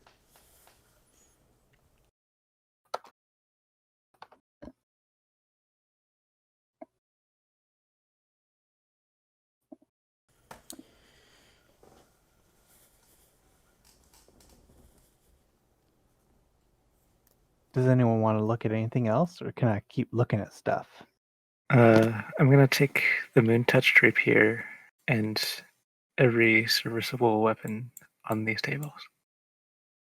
So So that's there's a hand axe and a longbow. All right. garish, While you guys, the Arsenal Watley over here. He has so much shit. while you guys do that, I'm gonna be taking a short rest. Wow, those hit dice are not cooperating with you guys. I'm No. glad I didn't get hit. Holy cow. I only lost 4 points, so that's what, 2 more points of HP than I had.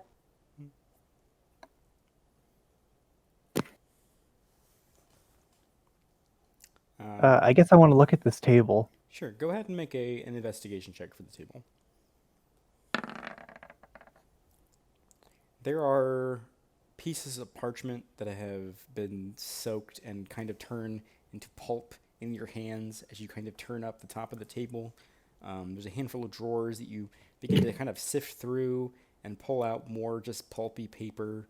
And you get down and you're like, there's not fucking anything in here. And finally you open the last drawer, and there's more of that kind of pulpy paper, but you persist and you kind of push past it. And there's a small pouch in the back, and you hear like the kind of, it sounds like the sound of like stone on stone inside this small bag.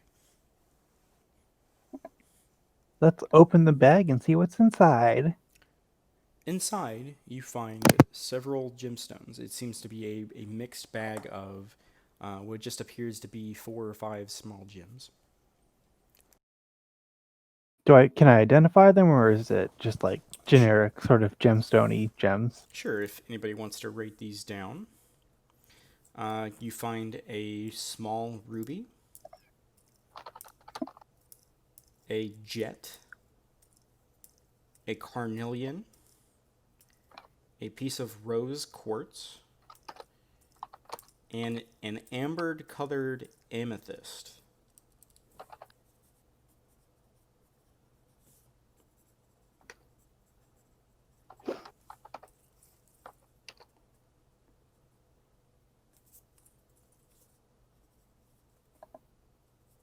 All right, so that's a small ruby, a jet, a carnelian, a rose quartz, and an amber amethyst. Correct.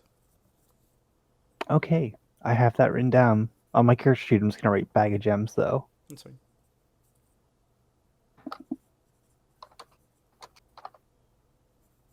And I'm going to sort of like jingle it to the group and be like, look, guys, money. What? How much? It's 5 small gemstones. We can like try and figure out their value when we get back into town. We can have it appraised. Ah,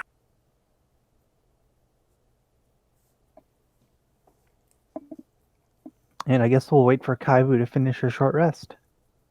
I'd say with the time of you investigating, kind of Garrish checking the weapons over to see what's serviceable, and you going through the desk, you can go ahead and finish your short rest now. Okay. And I guess we'll squeeze back out. Not a problem. was now there that anything about this?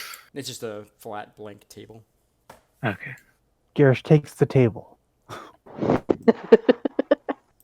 Don't tempt me.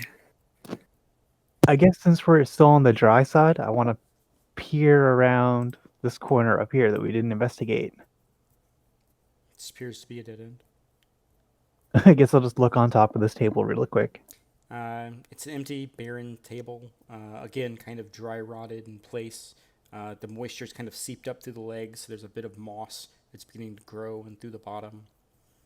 Kind of white flecks of something growing in the deep green moss. How sturdy are these chairs? Do I look like I could stand on one? You're uncertain. You could try. I'm gonna pull one out and just sort of test my weight on it really quickly. Uh, Give me a acrobatics check.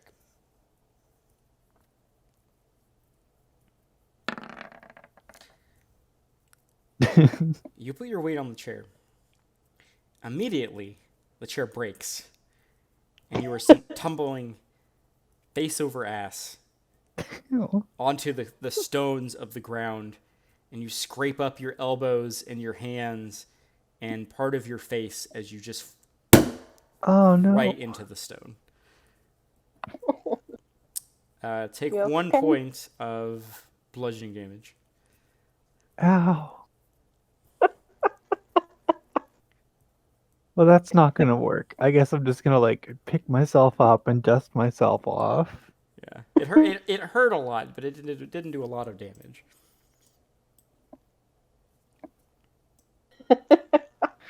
I guess I'll try and get through the water again without, getting myself soaked. Sure, make an acrobatics check with advantage because you have done Hold this on. path before. Garish could carry you across. I want to try and regain some of my dignity. All right. On a side note, if I'm still concentrating on detect magic, what is this altar giving me? I would say there is, as you kind of scan it and realize your spell is still active, you don't see any type of a glow to the altar itself. Okay, I'm gonna take the deer skull. Sure. You can add deer skull to your inventory. Take the 13 arrows. In my notes, I have it written down as deer skull with ominous black moss. I have it as creepy old deer skull (parentheses moss). There you go. All right. I also have in brackets the name of a god that I'm pretty sure doesn't exist in this campaign. But anyway, do I hop across the water? With a 19 acrobatics, there's a few points when you think you might slip and fall, but you do manage to make it across again. Yay! Reasonably dry. Kaivu goes skipping through, splashing everyone nearby. Reasonably dry, like a dog. and Kaivu just. I definitely it's like a car drove past. I also hug Mech. Oh, you're so wet and gross. I know, right? Constitution saving throw.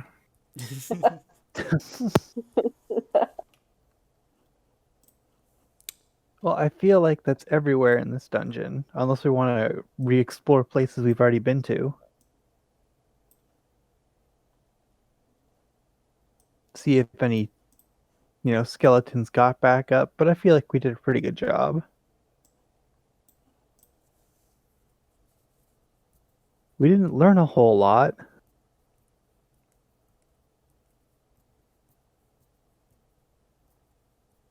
You make a valid point. We did find some items. Yeah. There's still things we could learn from them. I guess the biggest takeaways we learned is that, whatever 2 came here for, she got. And I'm assuming she left town right after she got it.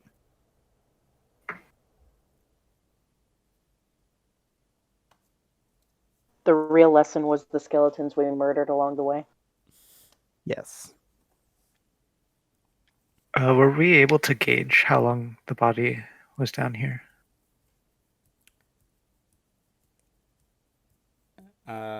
I would say, now that you have left the room, now that you're thinking about it, you can make a medicine check with disadvantage.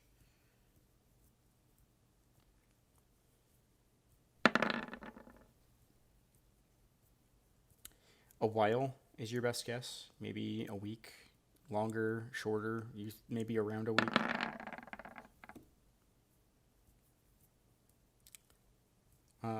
Kaivu, as Garish mentions it and kind of thinks about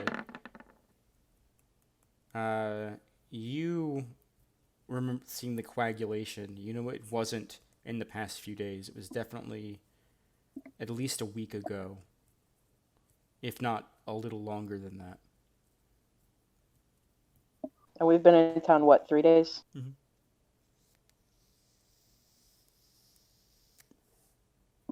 Just for comparison's sake, the body that's right next to the doorway is fresher, significantly fresher. Yummy.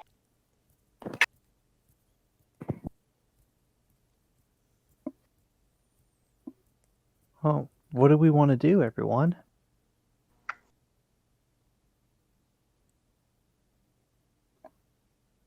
I mean, we still have the box of 5 hidden at the inn. That seems to be our biggest clue. We could try and return some memories to people. Mm-hmm. Yeah, and Lord Silverdick still hasn't paid us. Well, he wonder what said would he's happen. sending the money to the inn. I wonder what would happen if we returned a memory to a dead body. That's a horrifying thought. I feel like it'll go where all the other memories in the dead body went. So it wouldn't really help us much. We do, however, have the guards that they're no longer in the service of Lord Silverrose, I believe. He's no longer has as many guards at his estate. And we have the Yeah, seamstress in town that we could try. let's start with the seamstress since she doesn't, regularly carry weapons.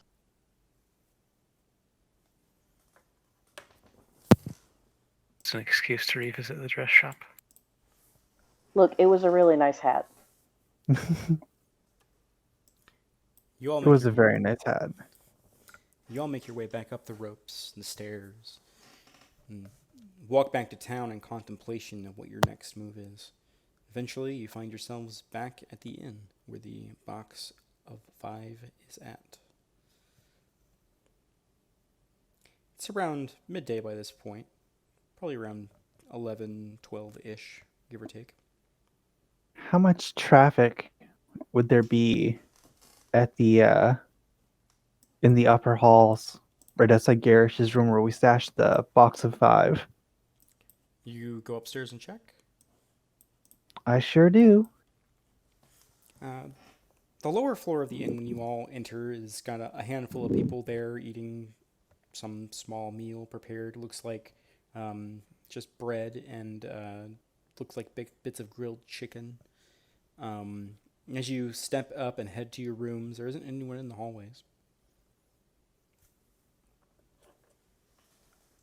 Okay, I'm going to take 10 minutes to transmute the block. But I would say make a perception check as you kind of step up in there and listen and look around.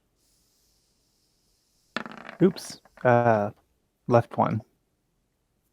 With a 14, not any of your rooms, but another room nearby, you do hear movement inside that room. Kind of like a soft humming, like a melody. Would I recognize the voice as the cleaning lady? The serving girl? It's not a voice so much as it is just a hum. So you can't really determine a voice, but your first an initial gut reaction is you think it might be the cleaner.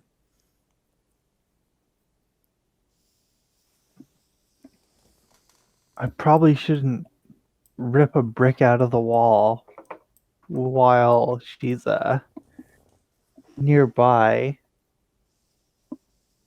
I guess we could wait for her to go into the next room and like sort of time it since it's going to take about 10 minutes. You hang out in the hallway for a little while, waiting, and eventually, the blonde human woman eventually emerges from the room.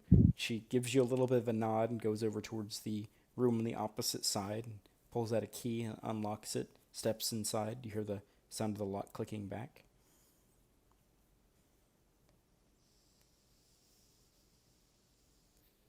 Alright, I guess I'm gonna, like... Since she's seen me, I don't want to just be, like, the creep that hangs out in the hallway. I'm gonna, like, sort of step around the corner of the stairs and just sort of, like, keep my ear out and sort of mentally time how long it takes. Sure. Kaivu, Garish, what are you guys up to? I'm going to play dice in the hallway by myself. Okay. The hallway I'm trying to avoid so I don't make it seem suspicious. Yeah. Thanks, Garish. I'm going to, I don't know, like hide behind Vic. Sure. 5 minutes pass by. 10, 15, 20. I'm going to entertain myself by throwing some of my bits of twigs and acorns at Garish. 25, 30. Time drags on, slow. The rooms aren't that big. It's been about half Do we an still hour. hear the... Do we still hear the The room- humming? No, the humming stopped about maybe 5 minutes in. Not like anything crazy, but you just kind of stopped hearing it after a while. She's not in one of our rooms, is she?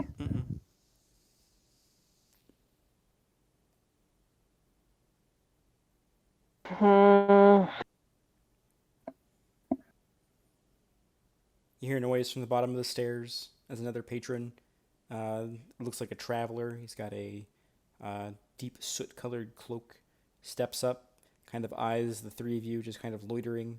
Goes towards another one of the unoccupied rooms. At least not one that you have been aware that anyone was in. Pulls out a key, kind of takes his bag, chucks it inside, locks the door behind him, and just keeps an eye on you as he walks back downstairs.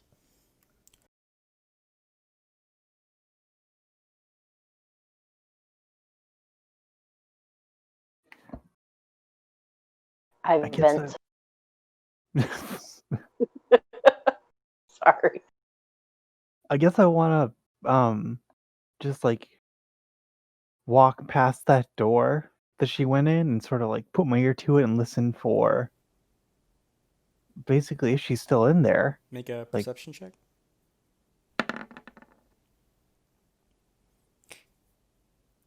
You don't hear anything besides the noise of dice hitting the stone floor as Garish picks them up and is looking bored after he's been sitting there for quite a long time just waiting. You hear the noise of plates clinking downstairs, and silverware and goblets striking the wood. But you don't hear anything from within the room.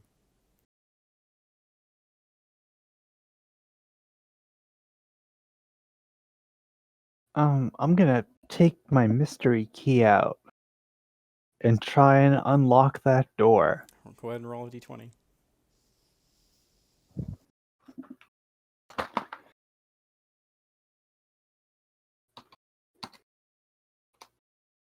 Oops. That is not the... Slash roll. No, I just I said I rolled a 20, not a d20. You push the mystery key into the lock and it doesn't turn. Well, there goes my idea.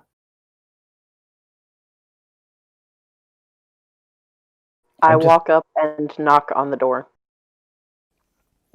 You hear the sounds from with your passive perception, Kaivu.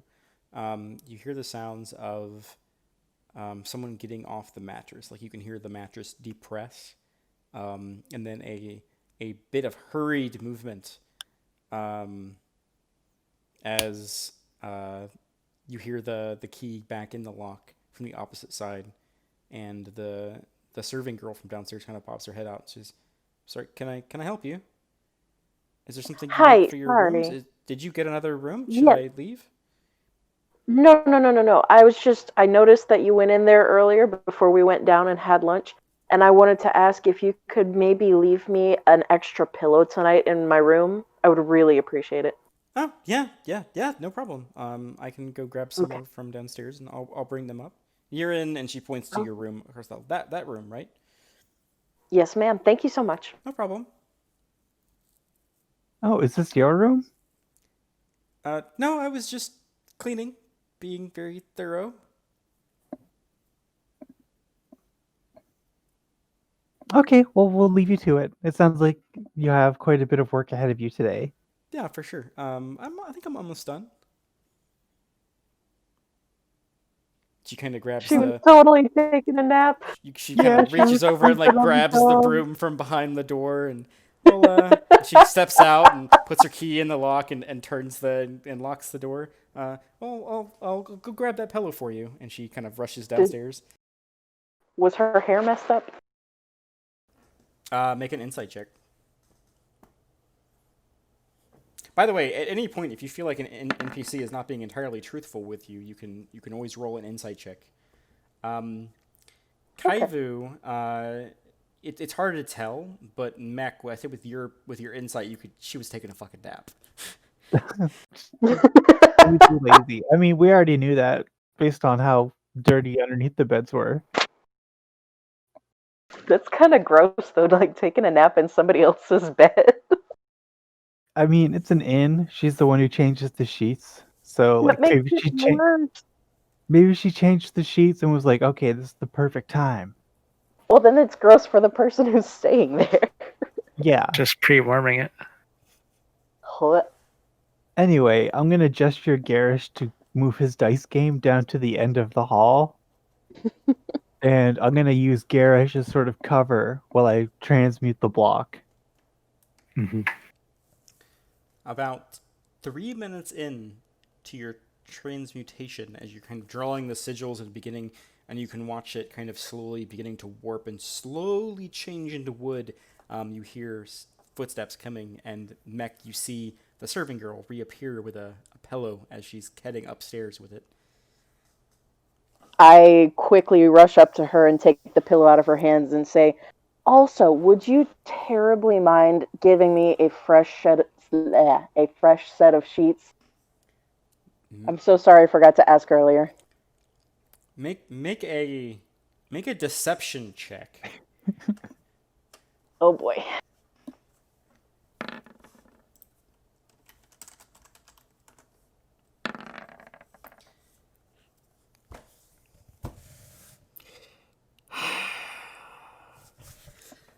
Yeah, sure. I'll go grab those. It might be a little while. I have to pull them off the line in the back. Oh, that's fine. Thank you. No problem. She kind of walks back downstairs. She looks a little confused, but she disappears. Oh, thank God. I unlock the door to my room and toss the pillow on my bed. Eventually, your 10-minute transmutation spell passes, and the kind of block kind of like pops in place a little bit when your spell finishes. Okay, I'm gonna quickly pull it out, retrieve the box of 5, assuming it's still there. It's still there. All right, and I'm going to push the block back in and drop my focus so it reverts back to its. Yeah, it kind of shimmers and solidifies back into stone, and is still flush with the mortar. Yeah, and I'm gonna tuck the box of 5 into my pack. Sure. I can't believe I had to cast Karen. Oh my god. Well, I mean, you just found out she was sleeping in the beds. Asking for fresh sheets isn't like.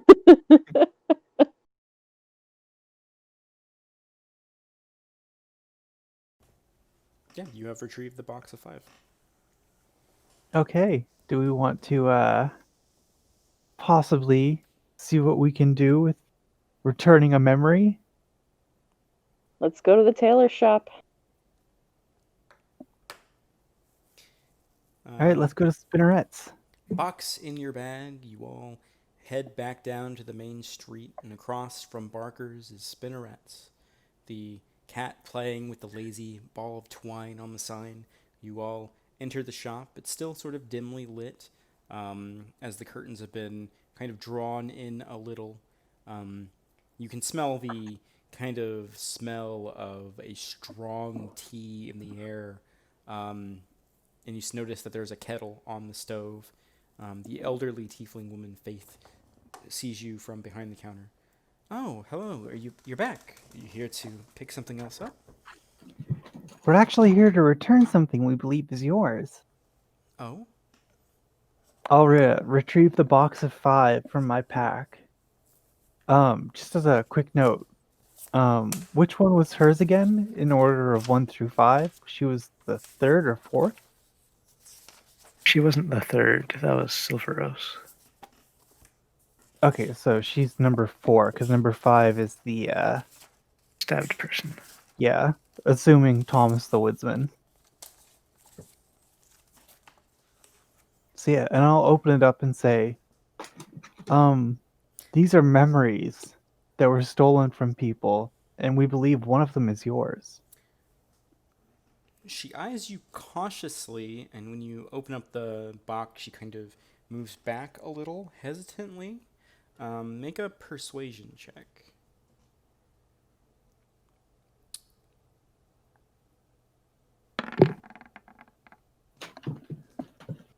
She seems hesitant.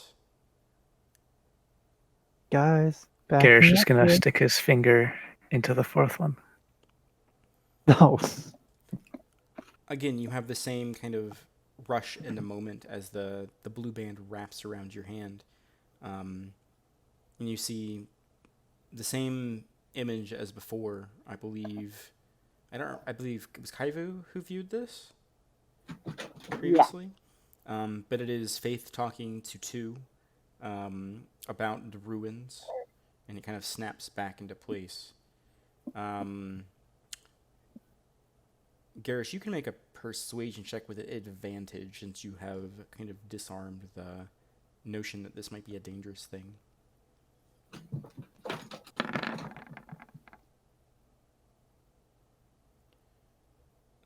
So, what am I supposed to do? Just touch it like you did?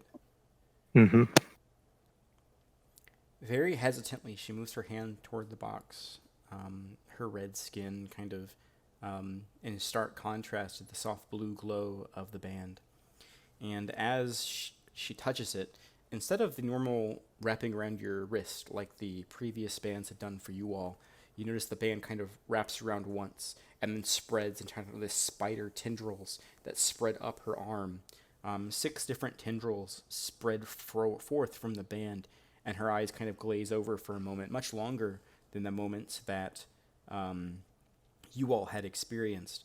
After a long, tense moment where you all kind of wait with bated breath to see the reaction, her eyes eventually clear as the band fades into her arm, disappearing from the box of 5. You know, you have a box of 4. And her hands immediately, one immediately goes for her chest, and the other to cover her mouth, and this horrifying look of worry and fear overtake her face. I didn't know. What did you see? She came in so many times. It's like there was a cloud that I didn't see before. So many memories came flooding back. She asked about the Lord and some sort of a weapon, something in the ruins.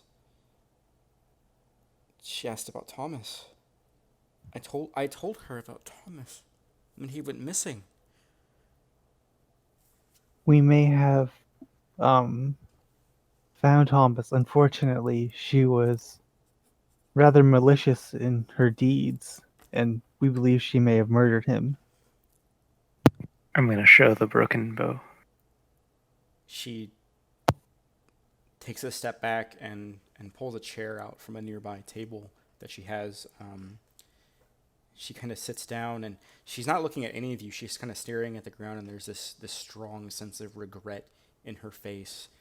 And when you produce the bow, it just intensifies. Poor Thomas. I'm going to walk over to her teapot and pour her a cup of. Thank you.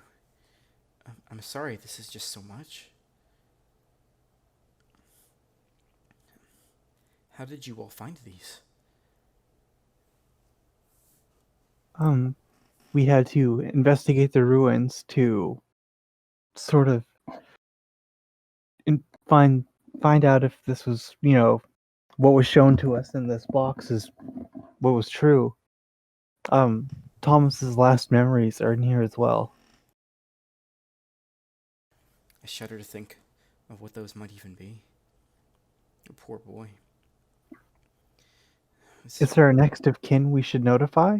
I'll let his sister know. They live together on the outskirts of town. This is terrible. Would you mind if I return his bow to her? Although it looks a little worse for wear. I'll hand it over. And she'll take it from you gingerly. And she actually puts her hand on top of yours, and looks you in the eyes as she takes it from you. Thank you, thank all of you for removing this cloud that I didn't even know was there.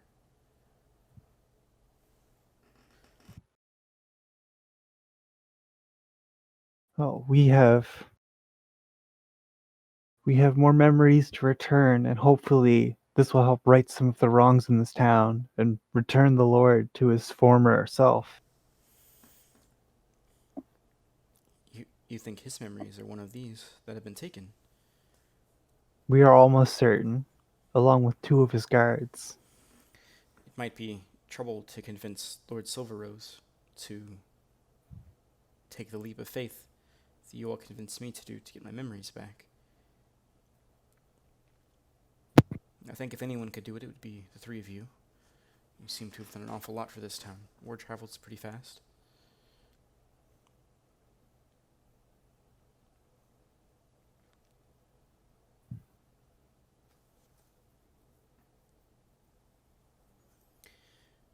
I wish you luck. Well, we thank you for your time, and we are sorry we were the bringer of such bad news. I think the not knowing was so much worse. She kind of gives you a faint, weak smile.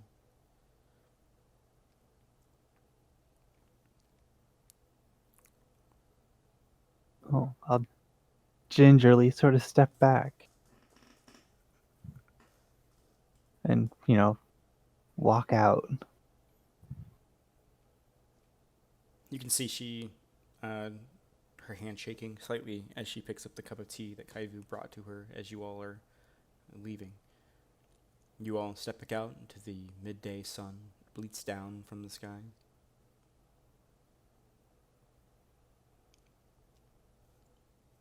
Where to? Let's go see Lord Silverdick. Maybe we can get Gregory to help us. You all head from the center square. I would say, Kaivu, give me a perception check. With disadvantage, because you're not really actively looking for this.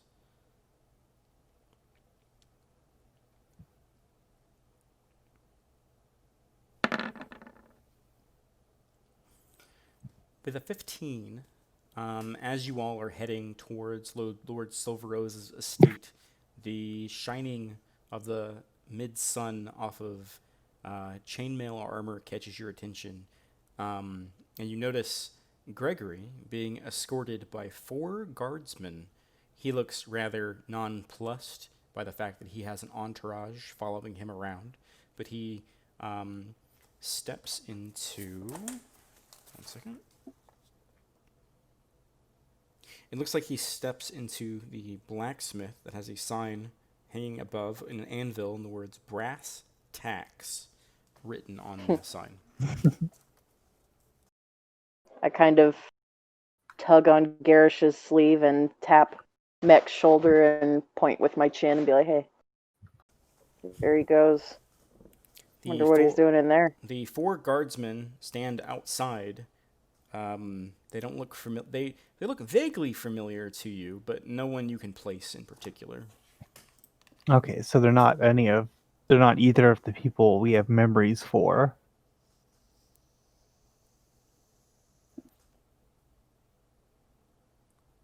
Because that would be helpful.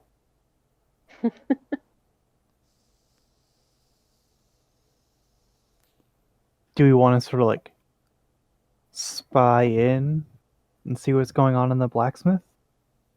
I could waltz up. Yeah, let's like garish parade over. So, Garish, you're going to go by yourself, or is everyone going to follow? Well, I'll follow, but I'll let Garish take the lead since he's the one who would be going to a blacksmith. Sure. You can see plumes of smoke rising from the back of the building, the forge obviously active. You step inside this building, but I don't believe you all have walked into the blacksmith before. We have not. You step inside, and there is an immense wave of heat that hits you as the forge itself is located partially inside the building. It looks like Gregory is talking with a man at the counter. You can hear the sound of metal clashing against metal somewhere in a back room. The walls themselves are covered in bits of studded leather and shields, from wooden to steel, shining swords. Looks like, I would say, Garish, with your martial prowess, give me a perception check to kind of, as you kind of look through the different weaponry that's hanging on the shelves.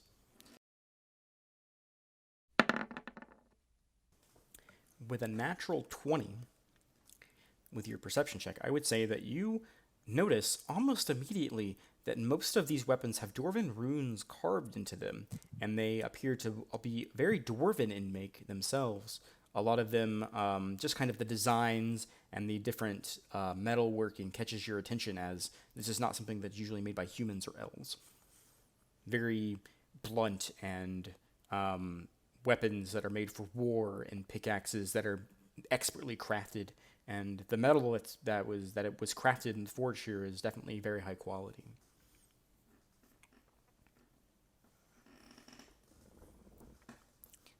But as you step inside, you overhear a little bit of the conversation between the human male behind the counter and Gregory. You told me you'd have it done by now. I would. Well, lead's kind of a hard material to get a hold of, Greg. I mean, I know this is for one of your, wizard projects? Well, something like that. I've got a few things I need to send back to the academy. I just want to make sure that they don't fall into the wrong hands again. Looks like I got some more customers. You don't mind? No, by all means. Welcome to Brass Tacks. What can I do for you folks?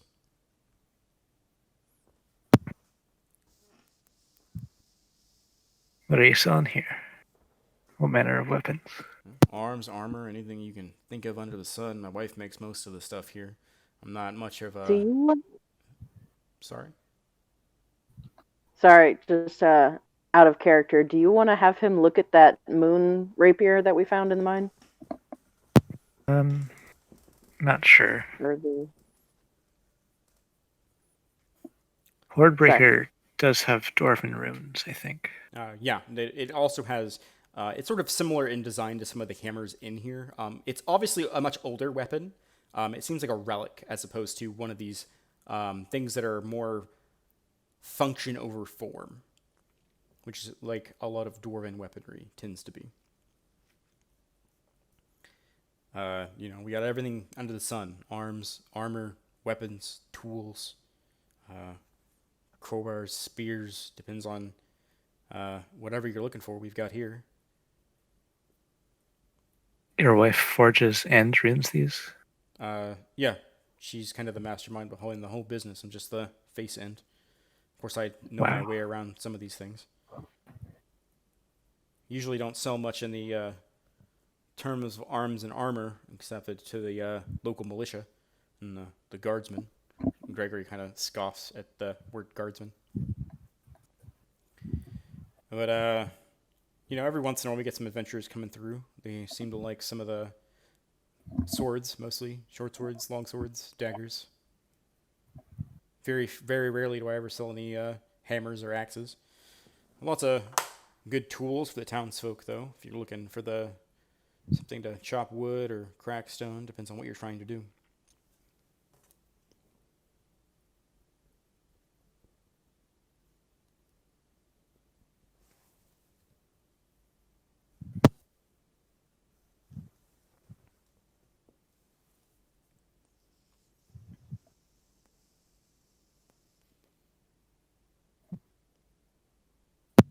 Be right back. Oh. I guess I'm just gonna like sidle up to Gregory while they're talking shop about arms and metal. Hmm. Be like, hey, what's going on? It's been a few days since I've seen you last. Well, I've been trying to get a box made so I can ship the wand back to Guiding Light, back to the Academy. Of course, it takes a while for us to get lead here. Silver is plenty, same with steel, but lead is one of those rare commodities. Of course, I've been busy with my studies and trying to figure out what's wrong with Lord Silverrose. Or rather, what happened. It's hard to piece these things together. We may have a clue. Really? We were in his manor the other day, and we happened to notice in one of the side rooms that was rented out by the Dragonborn woman that there was arcane symbols etched into the table like it'd been cast over and over and over again for many days, perhaps even months, of the charm person spell. That would explain a lot. Well, it would explain why he was so friendly with her. Again, I can only piece together things that I've been able to coerce out of some of the guards. Some of the guardsmen don't even remember her at all. But uh, Lady Claire, the young noble, is more than willing to talk to me most of the time. Of course, I have to show her a few parlor tricks to get her attention, but it would certainly explain the friendliness, but I don't know. I had figured Have it would you have been something along the lines of that, but there's something else going on that's out of have you my... ever heard of a spell that could steal someone's memories? Steal? No. Change? Yes. There are Maybe a few spellcasters that dabble in such things, but they're not usually heavily talked about. I'm just gonna sort of like look at Kaivu to get like, hey, should I show him the box? Sort of look.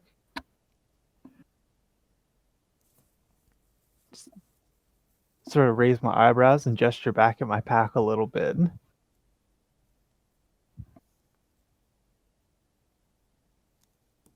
Oh, Kelly, you might be having problems again.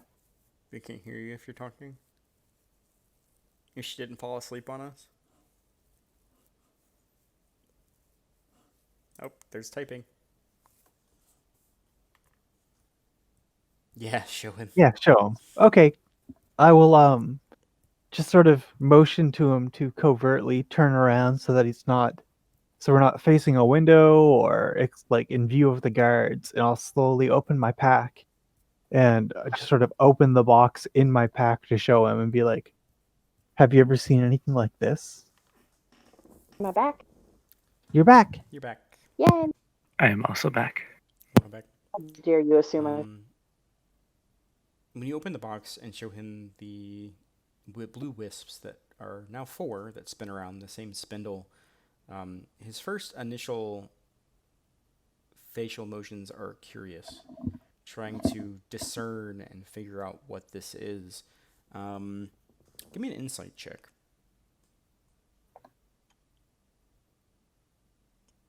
Did it? Ha! He hides his emotions pretty well, but there is a curiosity that is unmistakable in his demeanor. Do you mind? Uh, sure. And I'll sort of like let him inspect the box a bit more, and I'll just sort of briefly explain that, you know, if you touch one of the wisps, you will see that person's memories, and we've confirmed that we can return them to one person. The seamstress across his way, she had her memories stolen of the encounter with the Dragonborn too, as well. The first thing he does when he takes the box is you see him raise he holds it in his left hand and he raises his right hand and he draws a sigil in the air. A familiar sigil that you've seen Kaivu cast earlier today, a detect magic spell. He then inspects them as he listens to you talk, and tentatively he reaches out and touches the second strand that wraps around his hand. And then in a moment he's returned to himself. Oh, this is very interesting. I've never seen anything like this before. It's certainly an odd magic. Um, we know that the first two belong to his guards. The third belongs to Lord Silverrose. The fourth was the seamstress across the street, and the fifth is for, well, a man who was murdered on an altar to retrieve something in the ruins of Torgrad. You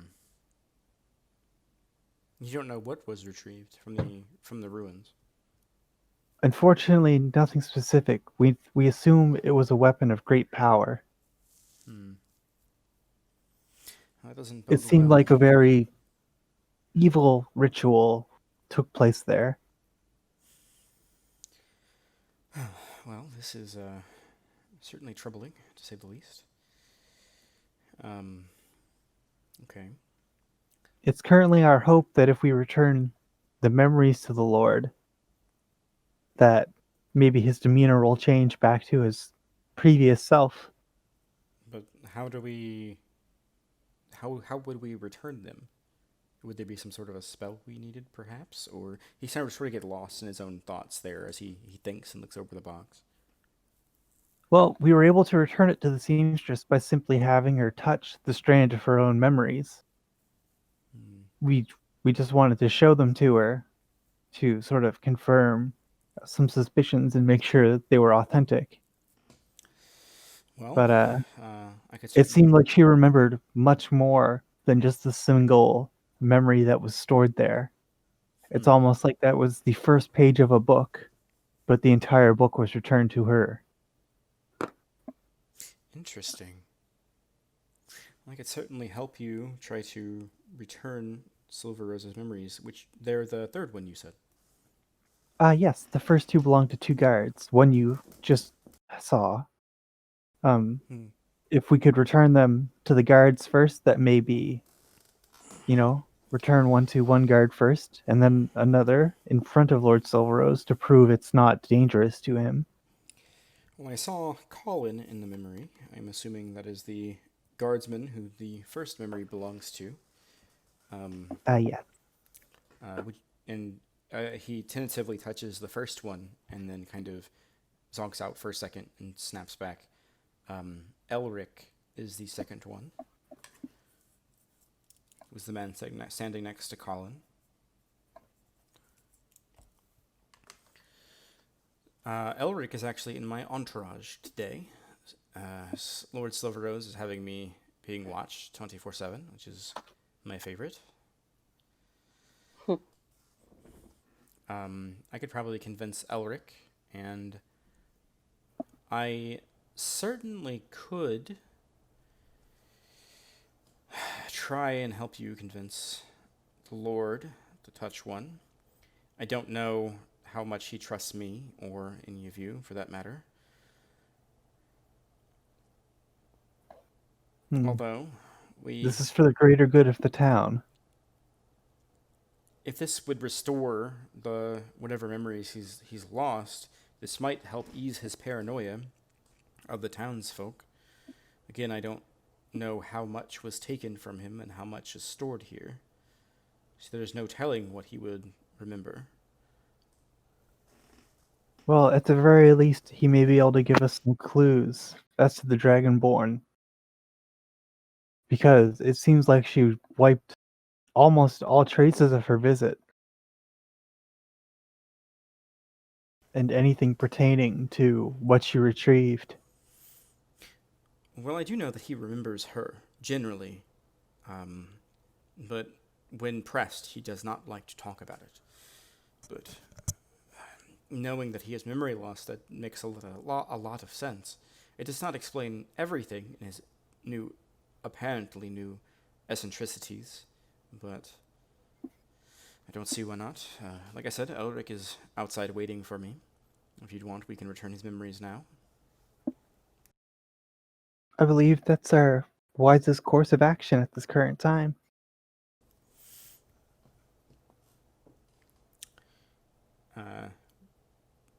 Garish, is there anything else you'd like to talk to the shopkeeper about?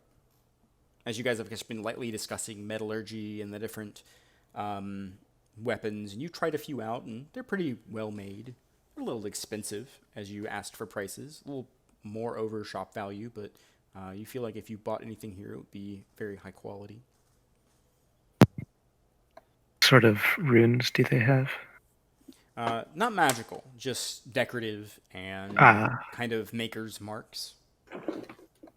There is one magical weapon that they have for sale. It is a hand axe that's made out of cold iron. Ooh. However, it is 175 gold pieces and is in a display case.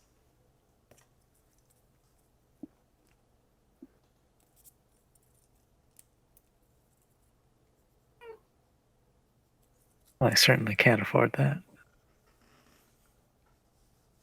Well, of course, we have plenty of other affordable things here. Say, you have plenty of weaponry, Garish. Well, I'm surprised you're coming in here. You seem pretty armed yourself.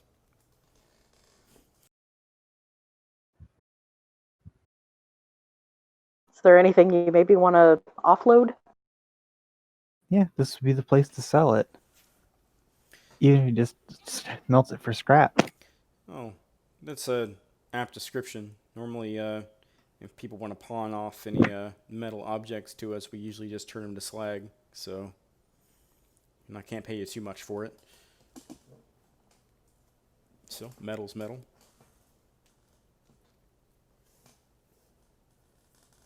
Hmm.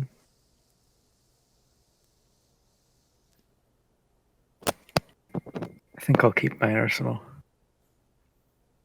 Works for me. If you change your mind, feel free to stop back by. We're always looking to sell fine pieces to well-trained soldiers like yourself. I'm glad I checked this place out. Good arms. It's high praise coming from Garish. My wife does good work.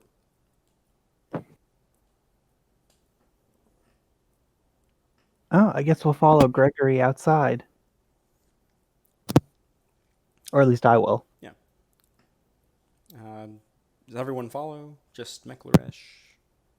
I'll Oh, follow. come on. Gregory steps outside. Elric, can I speak to you for a moment? Sure. My friend has something mystical that she believes belongs to you. A memory that was taken. Okay. She can return it to you if you'd like. It might account for some missing time that you might not even be certain that you've lost. Is he going to kill me? I don't think so. Well, that's reassuring. You produce the box? Yes, I do. And just as a note, like which memory am I telling him to pick? Just so he doesn't like jam his hand in and see like something awful. The second memory. And I'll sort of like tap my finger just above the second memory and be like, "This one, please." He reaches his hand into the box, and the blue wisp wraps around his wrist, as it has many times before, and his eyes kind of glaze over in that reconnection of memories. And you watch as several blue bands crawl up his arm. Three blue bands crawl up his arm and fade into his flesh. There is an immediate recognition. She tricked us. Yes, I'm piecing that together now. It was not your fault. Being ensorcelled is beyond your will. Can't believe I forgot about that. Damn. Who do these other ones belong to? The other guards are kind of looking around, confused. We believe the first one here belongs to Colin, and the third is Lord Silverrose. I think Colin's working at the gate today, like he is usually, being lazy. Do you think we could get him to escort us to the Lord? So we might, we know he's very paranoid of anything mystical or magical. I think Colin's one of the few people in town he still trusts, so if you can get Colin on your side, then I can't imagine why not. But If we could demonstrate to the Lord that this isn't dangerous and does in fact restore the memories, I feel like that would be a great boon towards having the Lord's memories restored. So we would convince Colin to join us in the Lord's chambers and demonstrate that it's harmless? Yes, of course. If you could help us convince Colin of that, that would be a great help. I can talk to him. I mean, we're usually on guard duty together, so I know him pretty well. Doesn't handle his drink great, but, he's an alright guy. Well, if it's successful, the drinks, moderate amount, are on me. It works for me. And with that, Gregory and I assume all of you follow up to Lord Silverrose's estates. You will climb the stone steps on the cliffside leading to the iron gates. A bored guard stands guard with another one who appears to be newer. You can tell his armor doesn't quite fit right. A little looser on him than normal guardsmen around the area that you've seen. Hey, Colin, can I talk to you for a second? Sure. The human and the elf walk off as Elric begins to talk with Colin in hushed voices away from the group. After a few moments, they walk back. All right, well, this is confusing, but if Elric trusts you, I guess he's a pretty good judge of character. So, you guys just want me to stick my hand in a box in front of the Lord, right? Yes. After we explain, briefly what we assume Eric has just told you. Yeah, it's gonna give me some memories back. Yes, and hopefully clear up some of the mysteries, that have afflicted this estate for so many days. All right, well, you're gonna have to do the talking. It's gonna be a hard sell. What's the worst that could happen? I like throw you all in jail. It's whatever. I got your back. And we thank you for that. And Gregory kind of looks at the rest of his entourage. I'm going inside. You can at least open the gate for me. And they open up the gate. Shall we? And I'll follow on forward. The three of you and the three guardsmen that weren't Elric, that were with Gregory, stand in the main hall, waiting for him to return or try to leave again. But the three of you, Elric, Gregory, and Colin, all walk towards the Lord's chambers. Colin walks to the door and knocks. You can hear a voice in beside. What? My lord, the three adventurers are here to see you with important news. He kind of gives that face like, I don't know what the fuck what I'm supposed to say here. That'll work for now. I trust you all have this well in hand. Come in. Colin opens the door, beckons your group inside.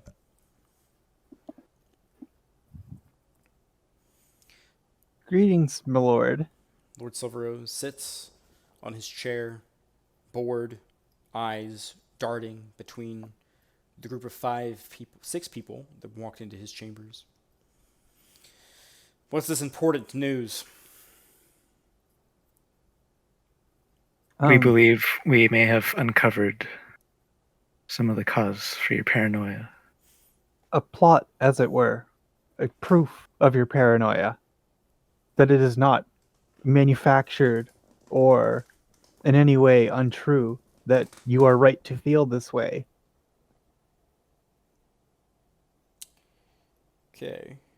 So, you each can roll persuasion separately, or one of you can roll with advantage. I have no training in persuasion. I have one. Yeah, I don't have any either. So All right, I'm going to help give Garish advantage. yeah.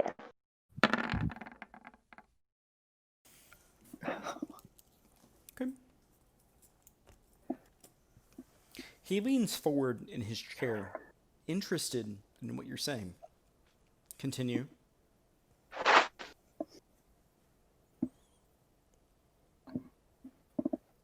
We believe that a person of interest has magically absconded with some of your memories and the memories of your guards.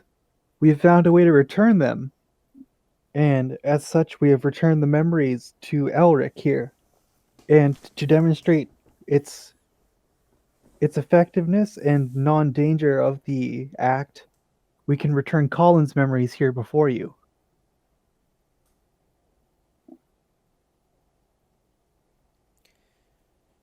I'll entertain this.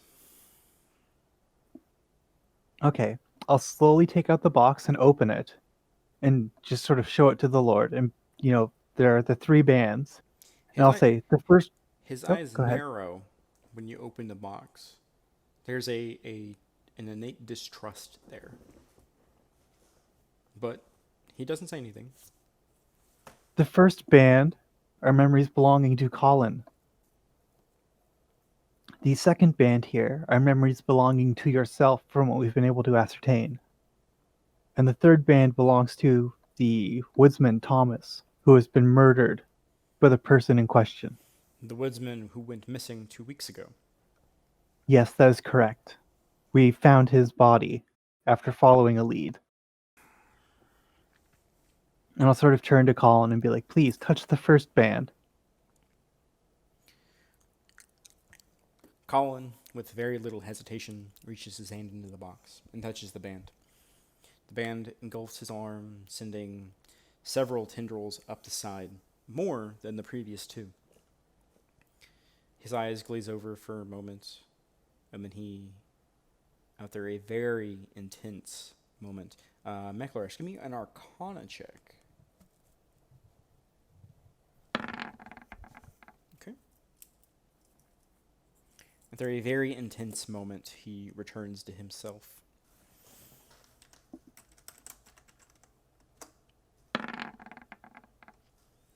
And he kind of blinks for a bit and shakes his head. They're telling the truth, my lord. I remember really clearly now what happened. She came back and forth a lot, and every time that her spell broke over me, she ensorcelled me with it again, right when I was about to enter your chambers to warn you. And then she took these memories from me. Lord Silverrose leans forward. It appears to be safe. What do you hope to accomplish by returning these memories to me, if that's what they are? This is stolen property that needs to be returned to whom it belongs. These are your memories. And I'll sort of just gingerly set the box down in front of him. Would anyone like to add anything before I have Mechlarish make a roll? This could My lord. contain answers for all of us.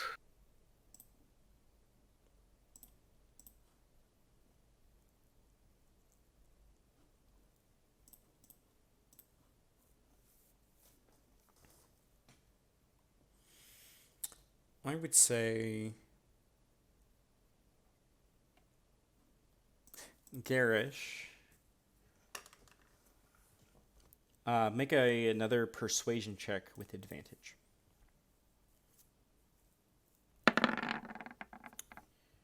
You guys are really riding the line.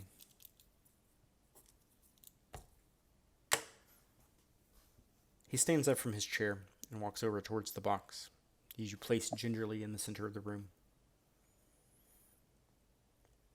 Slowly, he reaches down and picks it up and inspects the box, looking at it, feeling its weight, watching the wisps shift. You can see the reflection of the blue glow in his eyes as he eyes them cautiously. Very slowly, he reaches his hand into the box, eventually touching the thought strand, surrounds his wrist, and sends hundreds of blue threads through his skin. Oh. Oh no. His eyes glaze over, and he stands there and drops the box and clatters onto the floor. He stands motionless. 5 seconds feels like an eternity. 10, 20. Eventually, the blue threads fade into his skin. And that's where we will pick up in our next session.